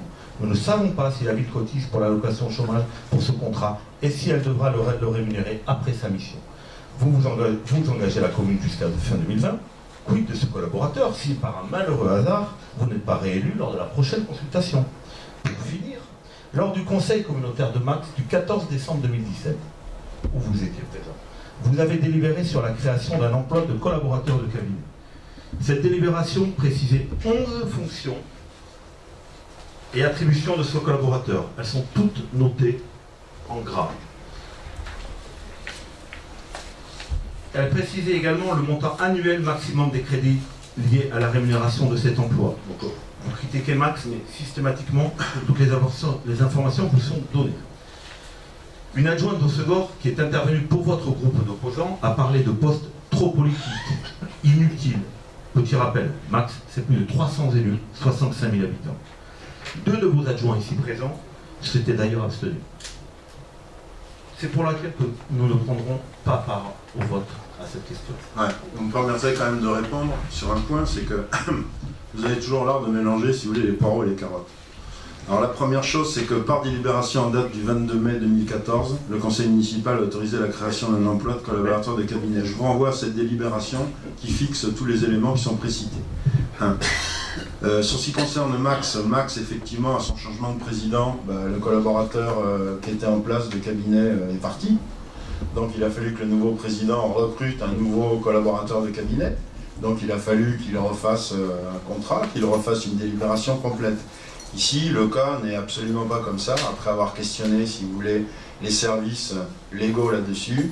Le poste de collaborateur de cabinet que j'ai décidé de maintenir jusqu'à la fin du mandat, eh bien, il nécessite simplement, si vous voulez, une autorisation d'inscrire au budget de la commune les crédits nécessaires sur 2018, 2019 et partiellement sur 2020. Ensuite, en ce qui concerne vos inquiétudes sur le devenir d'un collaborateur de cabinet, il faut savoir que ce poste est le plus précaire qui existe au monde. C'est-à-dire que demain, demain je ne suis plus maire, ça peut arriver, demain je ne suis plus maire, et bien le collaborateur de cabinet voit son poste se terminer à la convocation du conseil municipal qui élit le maire suivant, comme ça a été le cas le 19. Voilà, c'est tout. Je pense qu'il n'y a pas de quoi en faire, si vous voulez, un fromage. Donc je vais rebondir. Vous parlez de la délibération de 2014. En 2014, bien évidemment, on vous avait déjà demandé la fiche de poste, on vous avait déjà demandé le contrat, on attend toujours. Lundi, je vous ai posé la question par mail, j'attends toujours la moindre réponse. Oui, mais non, mais laissez-moi finir. Je ne vous répondrai pas dessus, là, monsieur Dubas, parce que c'est de la ségrégation. Non, je ne vous laisse pas répondre. Je ne vous répondrai pas. C'est sûr, je ne vous répondrai pas. Je ne vous demande pas de répondre. Vous irez voir à la CADA qu'est-ce qu'il en est, mais je ne vous répondrai pas. Ensuite, vous-même, dans la délibération que vous nous présentez aujourd'hui, vous précisez que c'est un nouveau contrat d'engagement. Vous-même, vous venez de dire que lorsque le maire s'arrête, son contrat s'arrête automatiquement. Ça veut dire que c'était bien un nouveau contrat. Et vous dites partiellement 2020. Jamais il y a écrit partiellement 2020 dans la délibération que vous nous proposez. Je suis désolé. Donc nous, on pose des questions. Après, vous refusez de répondre. Oui, tout à fait. Dont acte. C'est tout. Dont acte, oui, mais c'est ça. Là, on est encore sur des postures de forme, vous savez très bien, non, mais bon. Ce qu'il y a bien, si vous voulez, c'est le seul avantage qu'il y ait la télé qui vient ici, c'est que vous êtes obligé de vous mesurer un petit peu dans ces éléments-là. Et j'apprécie, si vous savez, j'apprécie énormément. Bon, donc vous ne participez pas au vote, monsieur Dubus. Ah ouais, mais j'en ai plein, vous savez, des tonnes. Donc, y a-t-il d'autres interventions sur cette inscription budgétaire des crédits nécessaires au renouvellement de l'engagement d'un collaborateur de cabinet? C'est un renouvellement d'engagement de collaborateur de cabinet. Non, donc je passe au vote. Qui est contre? Tiens. Donc unanimité, moins le groupe de M. Dubus qui ne prend pas part au vote. C'est pas le groupe de M. Dubus, c'est le groupe Ensemble pour Tirance. Oui, Ensemble pour Tirance, mais j'ai toujours un peu de mal. Ça rentre difficilement parce que vous en avez changé tellement de fois que après je me perds un peu là-dedans. Ça va être votre triomphe légendaire. Ouais, mais c'est ça, c'est là l'Alzheimer qui me guette, sûrement, ça doit être ça. Ça me fait rire que de la part de quelqu'un qui a 6 démissions dans son équipe depuis le début de son mandat. Hein? Comment? Non, ça me fait rire de la part d'une personne qui a 6 démissions de son équipe. Toute proportion gardée, vous avez fait mieux. Hein. Bon. Alors on va pas discuter là-dessus, on va pas revenir sur des vieilles choses. Non mais ok. Si vous voulez des groupes qui partent ensemble aux élections, qui se séparent au premier conseil municipal, je pense qu'on n'a pas de leçon à prendre. Hein. Monsieur Patrick Gouet, est-ce que vous pouvez me traiter la question numéro 9, s'il vous plaît? Convention de participation financière à l'aménagement d'un système de gestion de signalisation routière entre la commune et les ASF. Dans le cadre de l'opération de l'aménagement de l'A63 et eu égard aux incidences du chantier sur la circulation automobile du secteur, les autoroutes du sud de la France peuvent participer financièrement à un programme d'aménagement d'un système de gestion de signalisation routière sous maîtrise d'ouvrage de la commune. Cette participation vise à améliorer la gestion du trafic routier sur le territoire communal afin de minimiser les impacts des circulations et des déviations routières occasionnées par le chantier d'élargissement. Ce partenariat s'avère très profitable pour la ville puisque cela permettrait de perfectionner le système de gestion des feux tricolores existants en bénéficiant d'une participation financière à concurrence de 50% du montant total des coûts prévisionnels, soit environ 35 000 €. La prestation sera assurée par la société Gertrude à Bordeaux, conformément à l'article du décret numéro 2016-360 du 25 mars 2016 relatif au marché public. Le conseil municipal est appelé à autoriser M. le maire à signer la convention ci-jointe formalisant ce partenariat avec les autoroutes du sud de la France, la participation financière de la ville et les crédits afférents étant inscrits au budget prévisionnel 2018. Vous avez un annexe de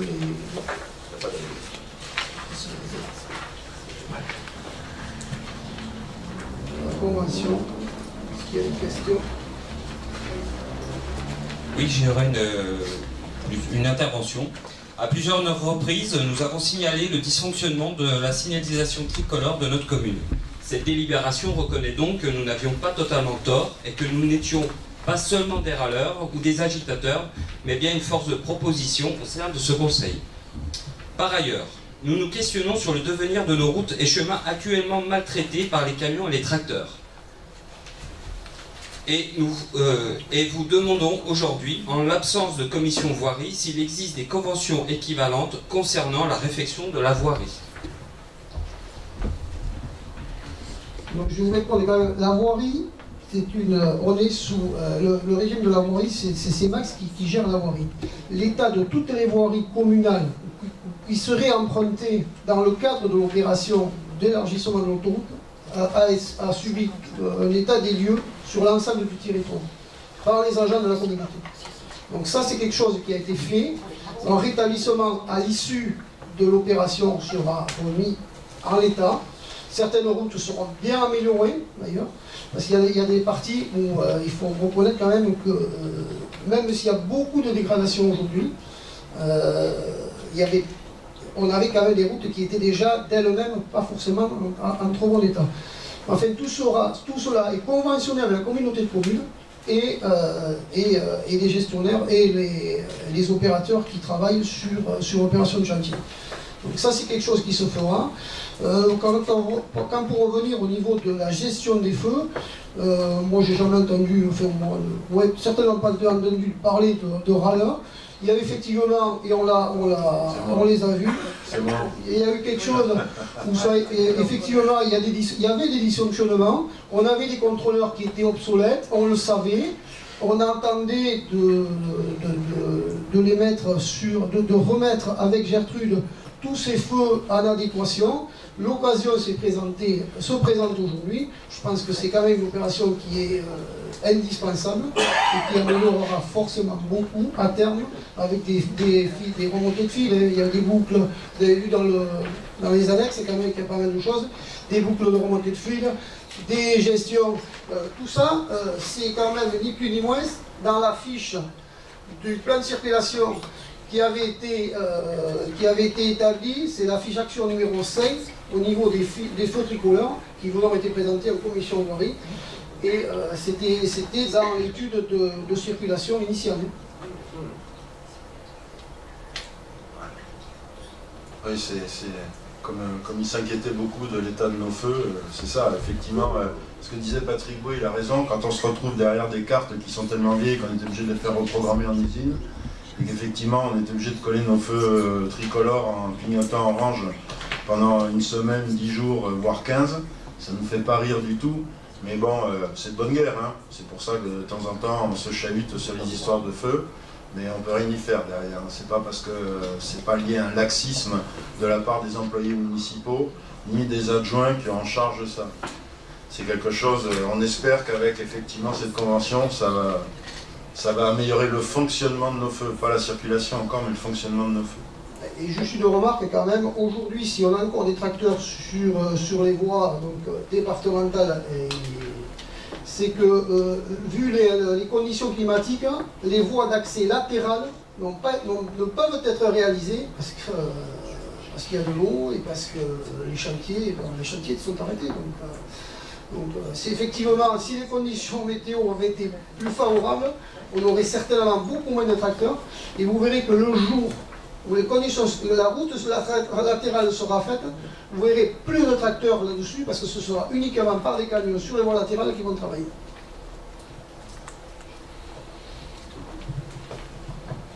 Je tiens à vous remercier, M. Bouet, pour cette réponse claire et nette. Merci. Y a-t-il d'autres interventions? Je passe au vote, tu fais voter. Je passe au vote. Qui est pour? On va faire travailler.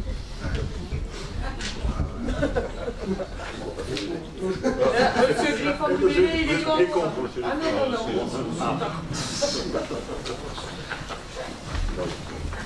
À l'unanimité, merci. Question numéro 10, travaux de requalification urbaine de la rue du Foirail, Madame Chussot.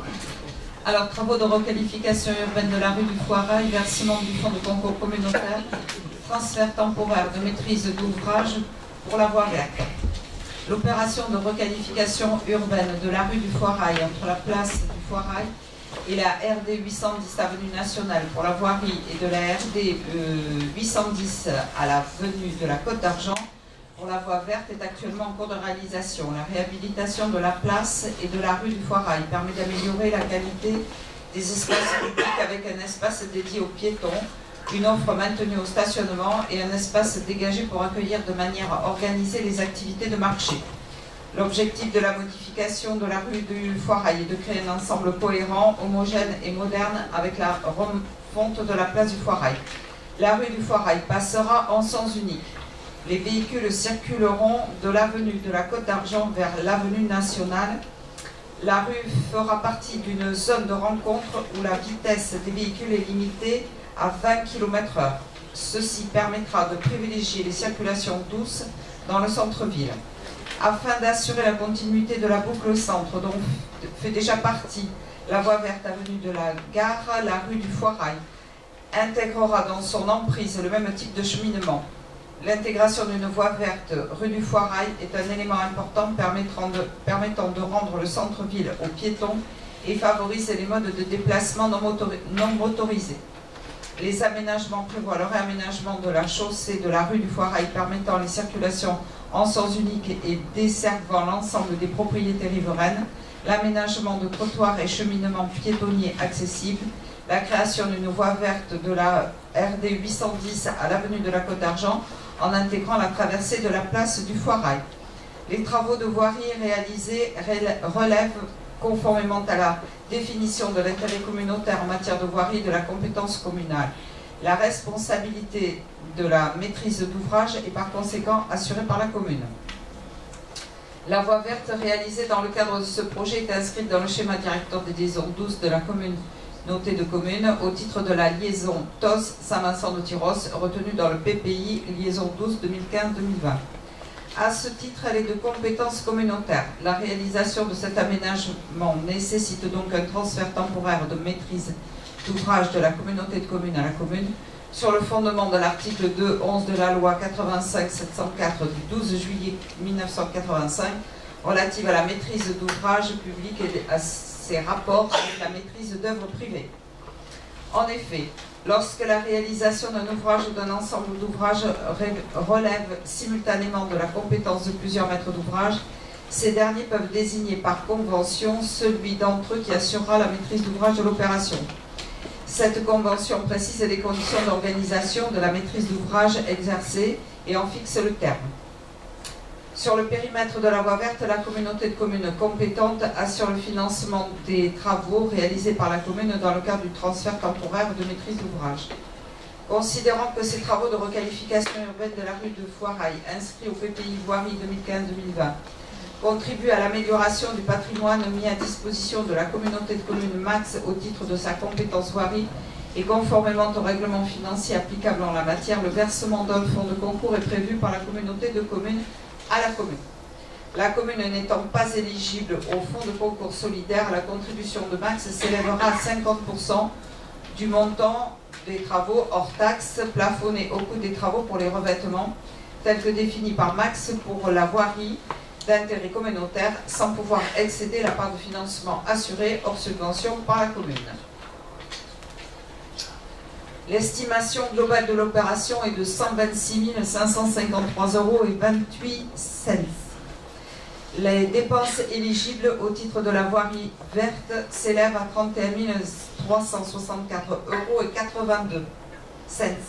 Les dépenses éligibles au titre du PPI voirie correspondent aux travaux d'aménagement de compétences communautaires. Elles s'élèvent à 47 238 hors taxes, soit 56 685,65 € TTC.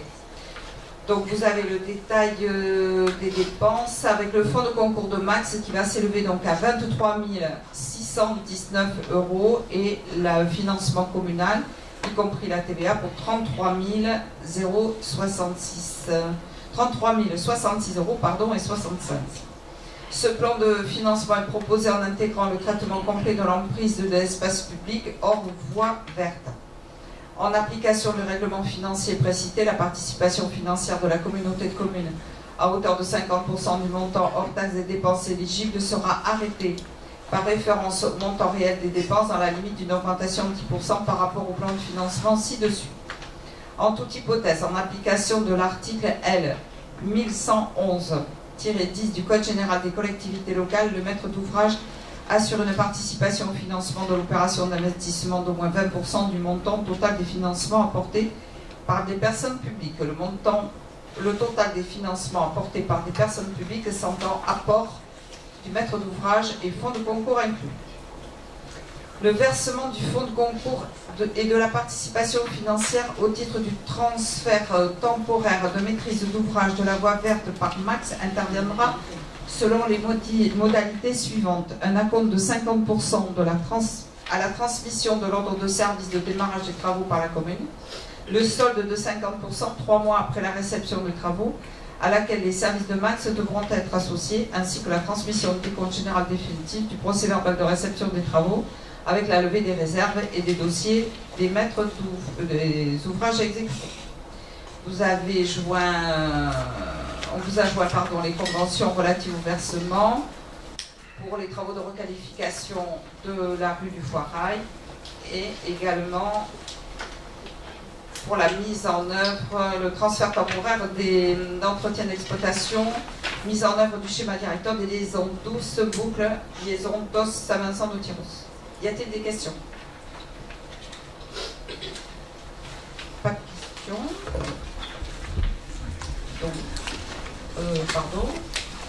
alors, le conseil municipal est donc invité à approuver le projet de requalification urbaine de la rue du Foirail conformément au plan et détail estimés annexés à la présente.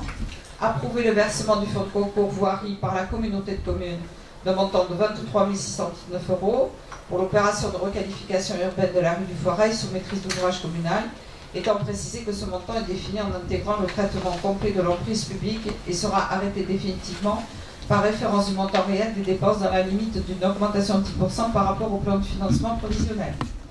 Approuver le transfert temporaire de maîtrise d'ouvrage pour la réalisation de la voie verte assurant la liaison Douce-Tos-Saint-Vincent-de-Tyrosse pour le tronçon aménagé dans le cadre du projet de requalification urbaine de la rue du Poirail. Approuver le projet de convention de versement de fonds de concours annexé à la présente. Approuver le projet de convention de transfert temporaire de maîtrise d'ouvrage pour la voie verte rue du Poirail à Saint-Vincent-de-Tyrosse. Et autoriser Monsieur le maire à signer le projet de convention à intervenir avec la communauté de communes Max, ainsi que tout document ou acte soit rapportant à l'exécution de la présente. Pas de questions? On procède au vote. Qui est contre? Qui s'abstient? Voté à l'unanimité, merci.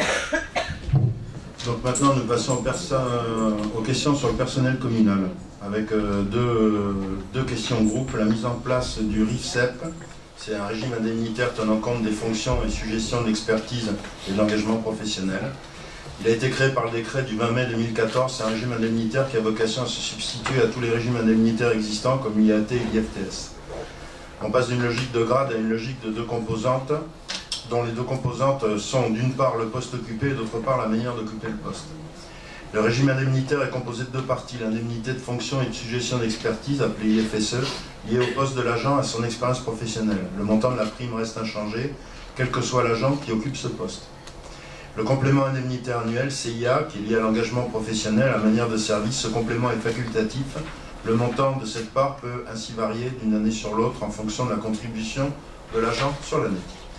La mise en place de l'IFSE. Afin d'amortir l'impact de l'augmentation des régimes indemnitaires, IFSE plus CIA sur les budgets de la collectivité, l'IFSE et les CIA seront instaurés en décalé, en 2018 pour le premier et en 2019 pour le deuxième.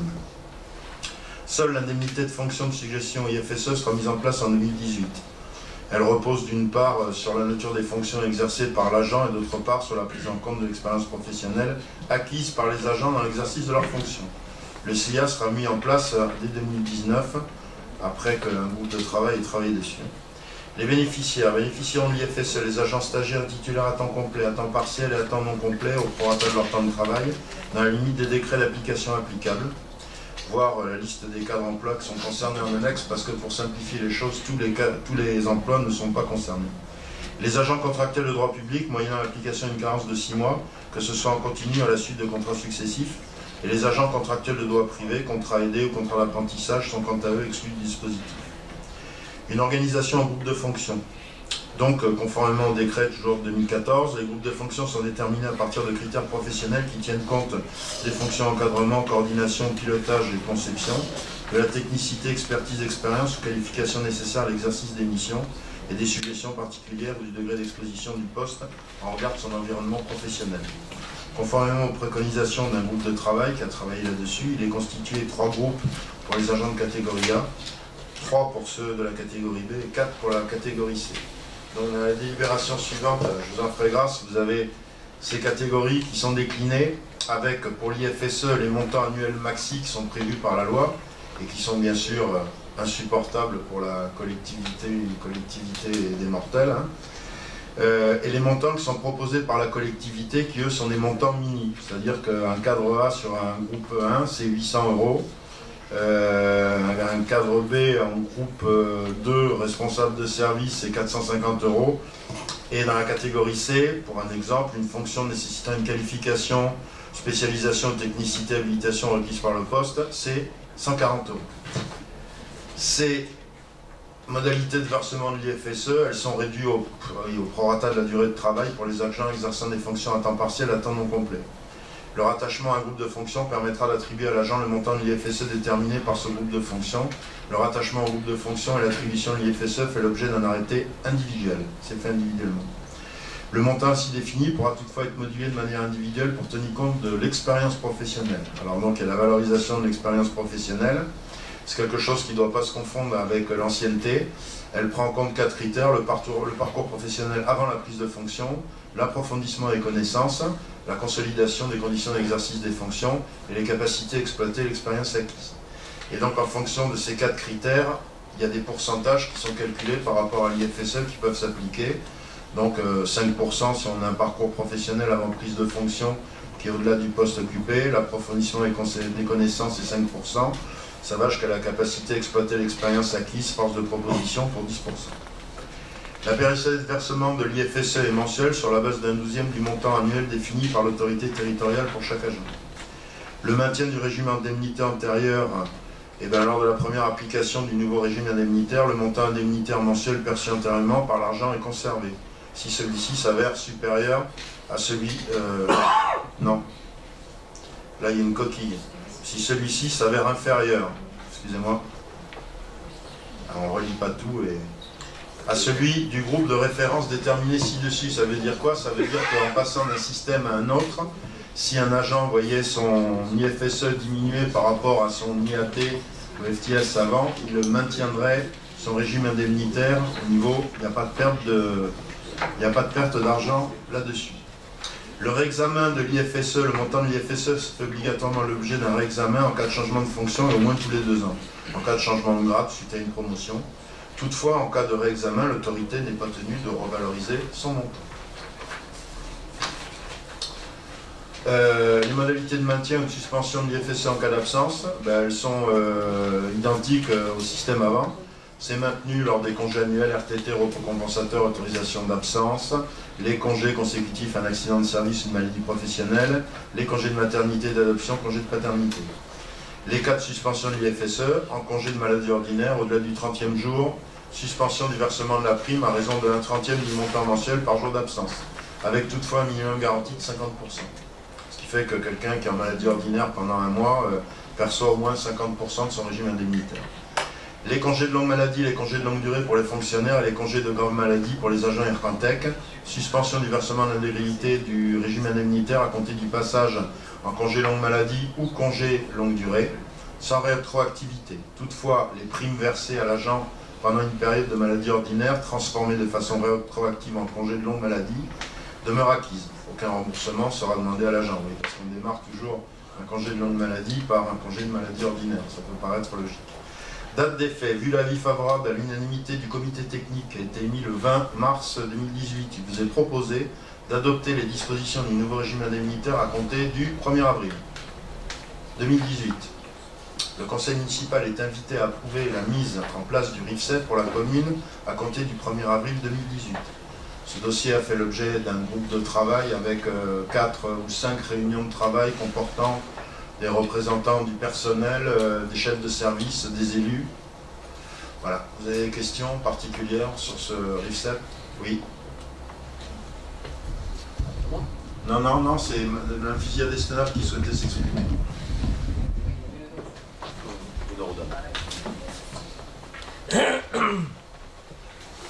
Oui, je voulais dire qu'il n'avait échappé à personne que l'on s'attaquait aux régimes spéciaux, par exemple la SNCF. Aujourd'hui, le RIFSEP s'inscrit dans la même démarche avec l'attaque sur le statut de la fonction publique.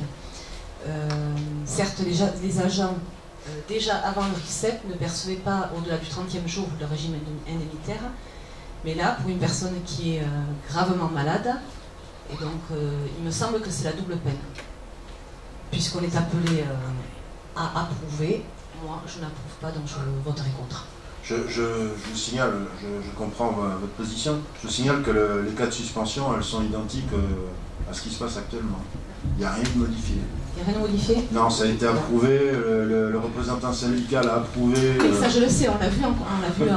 On l'a vu en commission, ça a été une année derrière, on a conservé, je veux dire en termes de régime indemnitaire, je vais même plus loin. Ce régime indemnitaire va favoriser, si vous voulez, avec l'expérience professionnelle, et j'ai souhaité aussi appuyer un petit peu dessus sur le fait de revaloriser quelques montants mensuels qui sont proposés pour les catégories C, qui sont les moins bien lotis.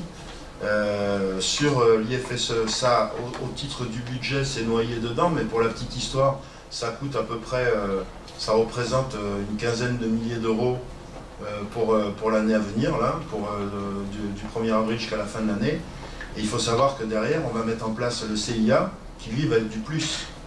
Le CIA va permettre effectivement à des catégories qui ont leur point de bloqué, qui n'ont pas trop d'avancement, de pouvoir récupérer un petit peu de pouvoir d'achat.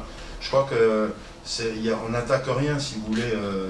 C'est très compliqué, ça a été fait par un énarque, je vous le concède.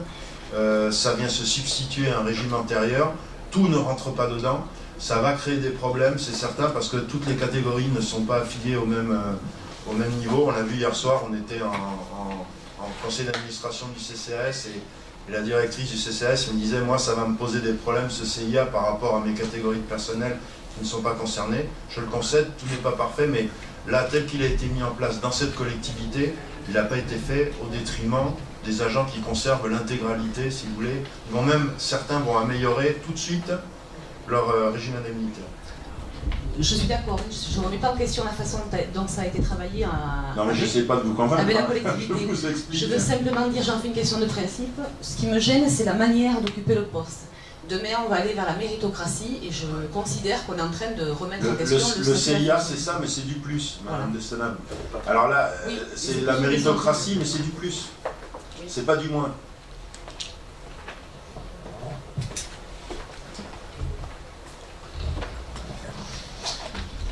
Je suis d'accord avec Fusil à Destenab, c'est un peu l'instauration d'un salaire au mérite aussi. Mais moi je serai moins terre à terre et beaucoup plus succinct. Nous savons que le groupe de travail a eu l'occasion de se réunir à plusieurs reprises sur le sujet. Monsieur Briffaut, vous y avez d'ailleurs déclaré qu'un effort serait salutaire sur les cadres d'emploi de la catégorie C en matière de CIA. Je vous en félicite, une fois n'est pas coutume.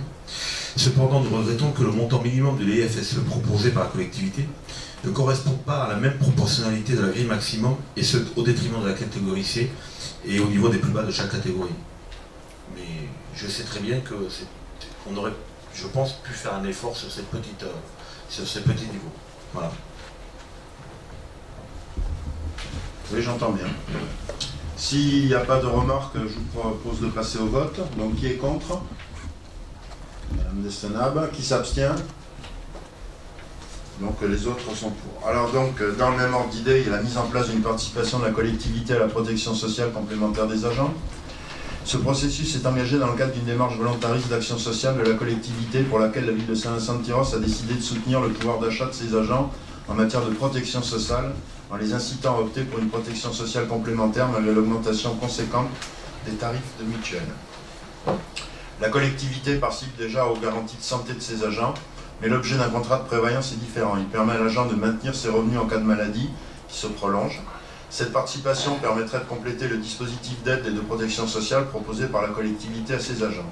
À la différence de la participation en santé modulée en fonction des tranches de rémunération, il est proposé une participation unique, calculée au prorata du temps de travail, car le montant des cotisations payées par l'agent est déjà proportionnel au traitement perçu par l'agent. Le montant unitaire proposé est 10 € par mois, pour un montant annuel de 120 € par agent. D'une part, la part des traitements non versés en cas de maladie, demi-traitement, peut participer au financement de la participation employeur en matière de prévoyance. D'autre part, la diminution de la masse salariale permet également de contribuer au financement de la participation. Enfin, la procédure retenue est la labellisation, qui permet un libre choix de l'agent pour son prestataire dans ce domaine. Donc le conseil municipal est invité à décider de participer à compter du 1er mai 2018, parce qu'il nous faut un peu de temps pour mettre ça en œuvre, dans le cadre de la procédure dite de labellisation à la couverture de prévoyance souscrite de manière individuelle et facultative par ses agents, de verser une participation mensuelle de 10 € à tout agent pouvant justifier d'un certificat d'adhésion à une garantie de prévoyance labellisée. Il est précisé que le versement de la participation sera annuel et que les crédits nécessaires sont prévus déjà au budget 2018. Voilà, ça c'est simplement une demande que l'on avait sur les comités techniques, effectivement face à l'augmentation des contrats groupes. Donc il semblerait que ces contrats labellisés, au moins pour ce qui concerne la MNT, parce que c'est les seuls qui ont tourné pour l'instant, à présenter un petit peu ce dispositif, il semble que déjà les tarifs sont un petit peu moins chers que le contrat groupe. Et avec la participation employeur, puis surtout ça permet à l'agent de choisir la prestation dont il veut bénéficier. Donc ça, s'il y a des questions, je vous y réponds facilement. J'ai participé aussi aux travaux là-dessus. Vous avez des questions? Donc je passe au vote. Qui est contre? Qui s'abstient? Unanimité. Merci. Questions, informations diverses. La question numéro 13. Décision d'humeur prise au titre de l'article 21-22, alinéa 4 du Code général des collectivités territoriales. Il y a l'avenant au marché de travaux relatifs à la réhabilitation de la place du Foirail, c'est de la pose de micro-pieux et diminution de la section de Longrine.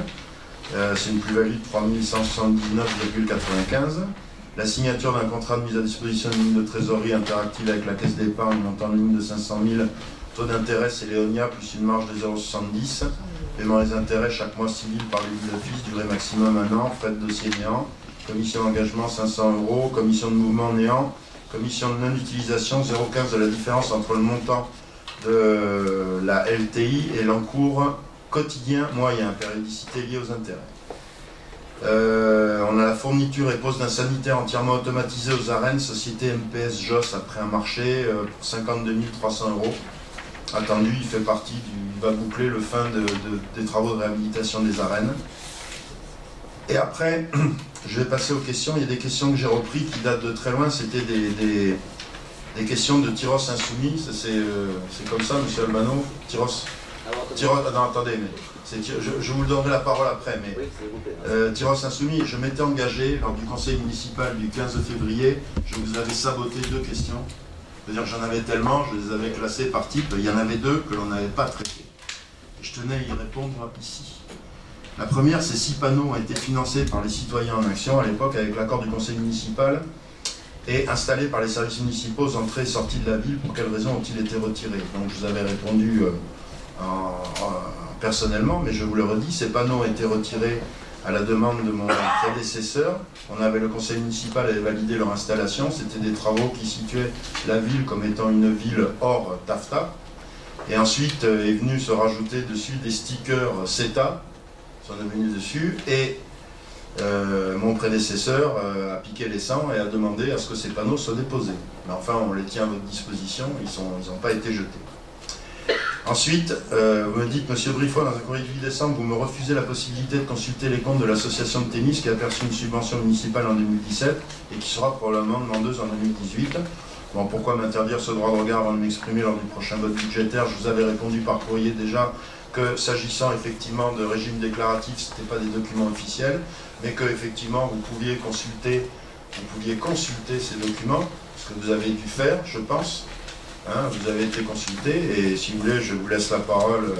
Oui, donc c'est gentil de reposer ces questions. Ceci étant dit, je ne l'avais pas redemandé car j'ai pu consulter le dossier avec l'autorisation que j'avais reçue en commission. Donc voilà. Alors, juste un petit mot sur un petit communiqué, hein, monsieur Briffaut, sans me donner de leçons, bien sûr, mais sans en recevoir non plus. Hein. S'il vous plaît, on a le droit de faire des modifications dans notre vie de groupe. Oui, non, le groupe Citoyen en Action que je représente a choisi de militer pour le seul mouvement politique qui propose un avenir en commun humain, social et écologique, et devient donc le groupe Insoumis Tyrossien. Notre objectif étant de mobiliser et d'affirmer une réelle alternative de gauche à Tyros et sur Max, qui doit vous ravir. Voilà. Ensuite, j'ai 3 questions du groupe Ensemble pour Tyros. Là, je peux le dire parce qu'il est écrit, donc ça va venir, hein, vous inquiétez pas, monsieur Dubuis. Lors de la réunion publique du 18 décembre 2017, vous avez annoncé une concertation avec les riverains de l'avenue de Casteroun. Pouvez-vous annoncer publiquement que celle-ci a bien eu lieu ou aura bien lieu dans un futur proche? Quelles ont été les décisions prises? Alors là, je suis quand même très étonné de votre question, parce que d'habitude, vous êtes au courant de tout. On verra après sur la question suivante, que vous ne soyez pas au courant de ce dossier et des contacts qui ont été pris et des choses qui se font. Je vous répondrai là-dessus, le dossier suit son cours. Voilà, il n'est pas terminé, il suit son cours. Donc, je n'ai pas de réponse à vous donner particulièrement là-dessus. La question numéro 2, la société Soprimo Côte Basque a obtenu un permis de construire afin de construire une résidence rue de Marac. Alors j'ai 040 284, ça c'est nous, 17X 0023, c'est le numéro du permis de construire. Un courrier recommandé daté du 19 février 2018 signalait que celui-ci ne respectait pas le cahier des charges du lotissement de Marac. En l'absence de commission urbaniste, pouvez-vous nous informer de la suite de ce dossier? Alors là, en l'absence de commission urbanisme, c'est des choses qu'on ne passe pas en commission urbanisme, ça on est vraiment dans du droit privé. Si vous voulez, la commune délivre un permis de construire, un particulier, dans lequel on n'a aucun autre intérêt que d'instruire le permis de construire, de le délivrer. Et il y a une contestation, si vous voulez, d'un riverain directement à l'intéressé. Alors je ne suis pas certain que les intervenants de la rue de Marac, ils aient envie qu'on mette ça sur le devant du conseil municipal. Pourquoi eux et pourquoi pas d'autres? Des recours sur des permis de construire, il y en a régulièrement, c'est dans la vie de l'urbanisme ça. Il y en a qui vont et qui viennent, pourquoi cela? Je sais pas, hein, voilà. Il semblerait que ce dossier, qui est un dossier de droit privé, soit en train de se traiter entre les deux particuliers. Il semblerait, mais je ne sais pas, je ne les connais pas nommément, j'ai pas envie de mettre leur nom en dossier public. Là, il y a des éléments qui sont quand même très, très factuels. C'est tout. Bon, vous l'autorisez à répondre ou pas? Hein? Mais oui, vous pouvez répondre parce que je ne comprends pas, si vous voulez, je ne vois pas où vous voulez aller à cette question. Alors, les questions que l'on vous pose, c'est les questions qu'on nous a demandé de vous poser. Oui, mais ça m'inquiète d'autant plus, si vous voulez. Là, ça m'inquiète. Le demandeur vous a écrit. Il n'a toujours pas de réponse. Donc, moi, je trouve ça extraordinaire. Après, nous, Monsieur Dubus, on est plus bête que méchant. Non, vous êtes un grand garçon. Vous savez bien comment sont les gens derrière. Voilà, bon. Non, mais. La commission urbanisme, c'était pas pour poser des questions, c'était pour honnêtement, quand vous voulez contester un permis de construire. Je ne conteste rien. Non, mais pas vous, mais je veux dire, en règle générale, quand on veut contester un permis de construire, on écrit à la mairie, on écrit à l'autorité qui a délivré le permis de construire, et on dit je conteste. C'est ce qu'ils ont fait. Non, c'est pas du tout ça, non. Conteste rien. C'est pas une contestation, c'est un litige, si vous voulez, de droit privé dessus, qui est né avec la délivrance d'un permis de construire, mais qui n'a rien à voir avec une instruction de permis de construire. Et ce qui m'étonne un peu, c'est que si un particulier veut que ce soit mis en place publique, je peux comprendre qu'il s'adresse au service urbanisme en disant mettez-moi ça en place publique, mais je vois pas pourquoi à ce moment-là, si vous voulez, nécessairement, il va passer par vous. Répondez-lui alors. Hein? Non mais attendez, mais tout est. Le dossier est traité, si vous voulez, ce dossier il est traité. Hein, bon. C'est un dossier technique qui ne concerne que des techniciens, et ce dossier est traité. Voilà, c'est tout ce que je peux vous dire. Parfait. Vous avez pris la décision, sur la troisième question, cette semaine, de fermer le chemin de Lucatette, aux itinéraires malins. Croque. Nous comprenons l'exaspération des riverains, mais cette privation de l'espace public exaspère également les Tyrossais voulant contourner les nuisances dues aux travaux de la 63. Ne pouvez pas autoriser la circulation sur le chemin de Lucatette, l'Ast la Debatte, pendant une période difficile pour les citoyens. Alors, là-dedans, je vais vous répondre. Dans cette question, si vous voulez, vous me parlez de chemin. Et je vous parle de chemin, effectivement, et pourquoi on essaye de limiter la circulation sur ces chemins, parce que ces chemins, ils ne sont pas faits pour absorber de la circulation dense. Le dernier, le chemin de Lucatette, je suis allé me rendre compte sur place, à vélo, parce que j'aime bien me balader à vélo aussi, on voit bien, hein, et puis je risquais pas de croiser une voiture, deux voitures ne se croisent pas, compte tenu de la flotte qu'il y a eu, ça marche sur les bas-côtés, ça affaisse les bas-côtés de la route, et effectivement, ça présentait une dangerosité. Et le dernier point dessus, c'est que ce chemin de Lucatette, il ne débouche pas sur une route, il débouche sur un autre chemin, sur une autre voie qui était un ancien chemin rural, dont j'aimerais avoir la qualification précise par l'autorité compétente en la matière, qui est la communauté de communes. Et j'attends la réponse. Alors donc, dans l'attente de ça, on a fait installer un panneau interdit sauf riverain au ras de la RD 810, parce que vous reconnaîtrez avec moi que utiliser cet itinéraire-là dans un sens ou dans l'autre, c'est recréer du gêne à la circulation, de la dangerosité, et que là, on risque de l'accident. Il n'y a pas d'autre terme. Alors j'entends bien que... Mais ça cause des bouchons. Non mais j'entends... Interminable sur la nationale 10, monsieur le maire. Non mais attendez, mais je vous accorde tout ce que vous voulez. On est dans une situation... J'ai peur que ça dure. On est dans une situation qui est... Elle est dramatique, hein. On est dans une situation dramatique en matière de circulation. Je vous le concède. C'est pas le fait d'ouvrir des itinéraires malins, parce que demain, quand j'aurai un gamin d'écrabouillé là-dessus, ou un accident, on viendra nous chercher en responsabilité en disant « vous n'avez pas pris les dispositions », je ne saurais pas quoi répondre. J'ai des courriers incessants, tous les jours, des riverains de Lucatette. Alors, celui qui vous a parlé de ça, ben, je le reçois mardi. Je vais en parler avec lui très facilement, on verra ça, je lui expliquerai, on verra ensemble, je lui expliquerai mon point de vue, ma position. Je suis d'accord avec un peu tout le monde dans ce sens-là. La solution n'est pas de fermer tous les chemins, parce que maintenant, on prend des itinéraires malins. La solution, elle ne réside pas là-dessus, la solution, elle réside dans une voie rétro-littorale qui part de Bénès-Marennes et qui va atterrir à Saint-Georges-de-Marennes et qui passe par le nord-est de Saint-Vincent-de-Tyrosse. Et ça, on en parlait encore ce matin. Ce matin, j'étais sur un jury de concours avec la communauté de communes.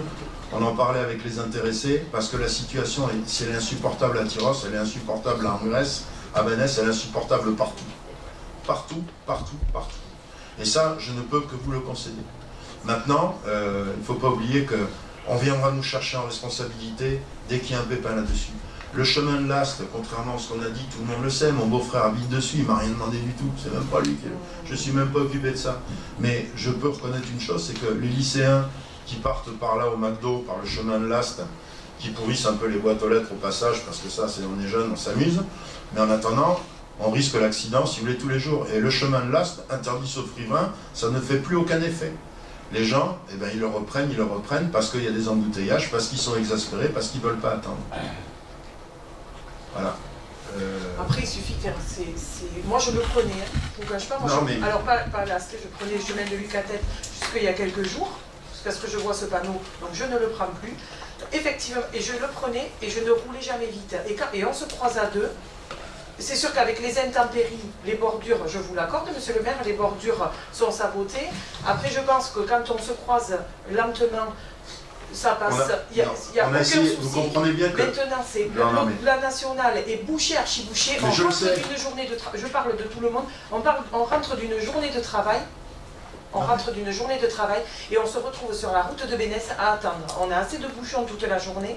Sans, en plus, se prendre ces bouchons supplémentaires. Donc la rue, maintenant, elle est fermée. L'Ast est fermé. Le chemin de la Debatte est fermé. Donc tous ces itinéraires, on les ferme pour convenance ou pour limiter les accès. Et voilà. Donc c'est bien. J'abonde dans ce sens-là, si vous voulez, je vous explique la position. Avant de faire ça, on a essayé de voir si on pouvait étudier un système d'écluse dessus, on n'a pas la largeur suffisante, il faudrait recalibrer la route. C'est pas une route, c'est un chemin. Je veux dire, après, voilà, l'éternel problème arrive là-dedans. Vous avez vu les maisons, comment elles sont positionnées sur ces chemins par rapport aux chemins elles-mêmes. On n'a même pas les retraits nécessaires pour donner un peu de dégagement.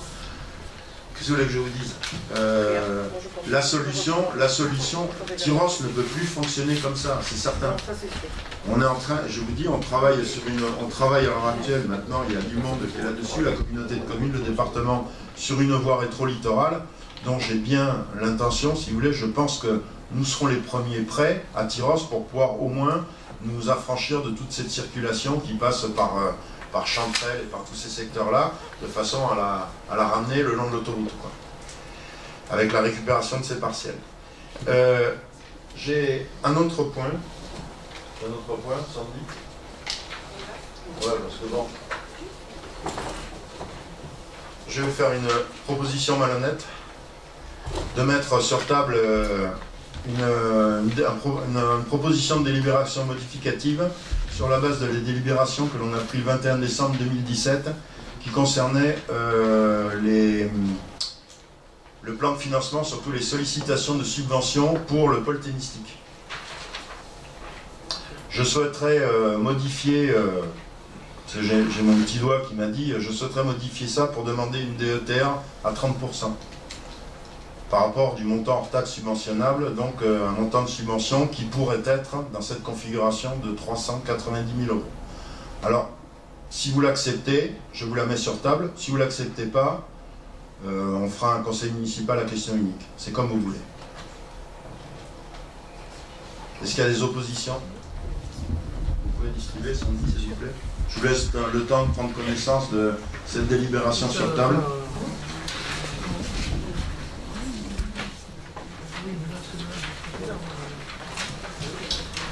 Donc, j'attends que tout le monde l'ait. Ça reprend exactement, si vous voulez, l'intégralité de la délibération du 21 décembre sur le recto. Donc sur le recto, on a le budget prévisionnel opération qui s'élève à 1 380 000 € hors taxe. Et donc divers partenaires qui pourraient participer à ce financement. Alors je reviens là-dessus. On a donc le montant des travaux hors taxe total prévisionnel. On a la DETR sur 1,3 million, on avait sollicité 20%, je propose de solliciter 30%, et les autres sont inchangés pour un total prévisionnel maximum qui pourrait être de 840 000 €. Donc le conseil municipal est appelé à autoriser, monsieur le maire, à solliciter la subvention la plus élevée possible auprès de l'État, au travers de la dotation d'équipement, la DETR, donc que j'ai remontée. Est-ce que vous avez des questions sur ce point? Je vous propose de passer ça au vote. Qui est contre? Qui s'abstient? Unanimité, merci. Alors après, je voudrais vous dire un petit mot. Il est certain que le départ de Marie Apathy a pu susciter quelques velléités de part et d'autre. C'est pour cette raison que je souhaitais rassurer les Tyrossais et les Tyrossaises sur la suite de ce mandat. Le groupe Tyrosse Autrement forme une équipe depuis maintenant plus de 5 ans et continuera à travailler ainsi pour les années à venir. Pour ce qui me concerne, il s'agit de garder la ligne que nous nous étions fixée et de faire perdurer la vision que nous avons d'accompagner le développement de notre commune en lui conservant toute son identité. Notre silence face aux attaques multiples du groupe Ensemble pour Tyrosse n'est pas lié à un manque d'arguments ou de réponses concrètes, mais simplement au respect que nous devons à nos administrés. Nous ne souhaitons pas rentrer dans des polémiques stériles qui ne feraient que noyer le débat dans des sujets qui au final n'en sont pas. En effet, il est facile de réaliser une photo de notre commune à l'instant T et de poser dessus des critiques. Résumer la situation financière à un simple ratio n'aboutit qu'à une vision étriquée et réductrice de notre situation. Mais bien plus commode, je vous l'accorde, lorsqu'on ne maîtrise pas du tout le sujet. Toujours dans le même registre, des dossiers sont jetés en pâture en conseil municipal simplement parce que notre réponse ne correspond pas aux attentes du demandeur. Mais vous conviendrez que s'il n'est pas toujours possible de donner satisfaction, toute réclamation est étudiée et fait l'objet d'une réponse écrite. Aussi, je réaffirme haut et fort que nos bureaux sont ouverts à qui souhaite nous rencontrer, que mon bureau, il est ouvert, c'est vrai, il est ouvert en permanence, à qui veut me voir, si je suis là, ou on prend rendez-vous, que les services de notre commune sont disponibles et réactifs, que le dialogue est pour moi indispensable et dans des conditions de respect mutuel. Je souhaite pour les 2 ans à venir que la sérénité de nos débats soit de mise, que les attaques personnelles et les intrusions dans la vie privée des gens, des élus ou des agents cessent et que nous ayons des échanges constructifs et adultes. Je le souhaite pour la ville et pour les Tyrossais. Je vous remercie de m'avoir écouté et l'ordre du jour étant épuisé, je déclare clos ce conseil municipal. Il y a beaucoup de signatures.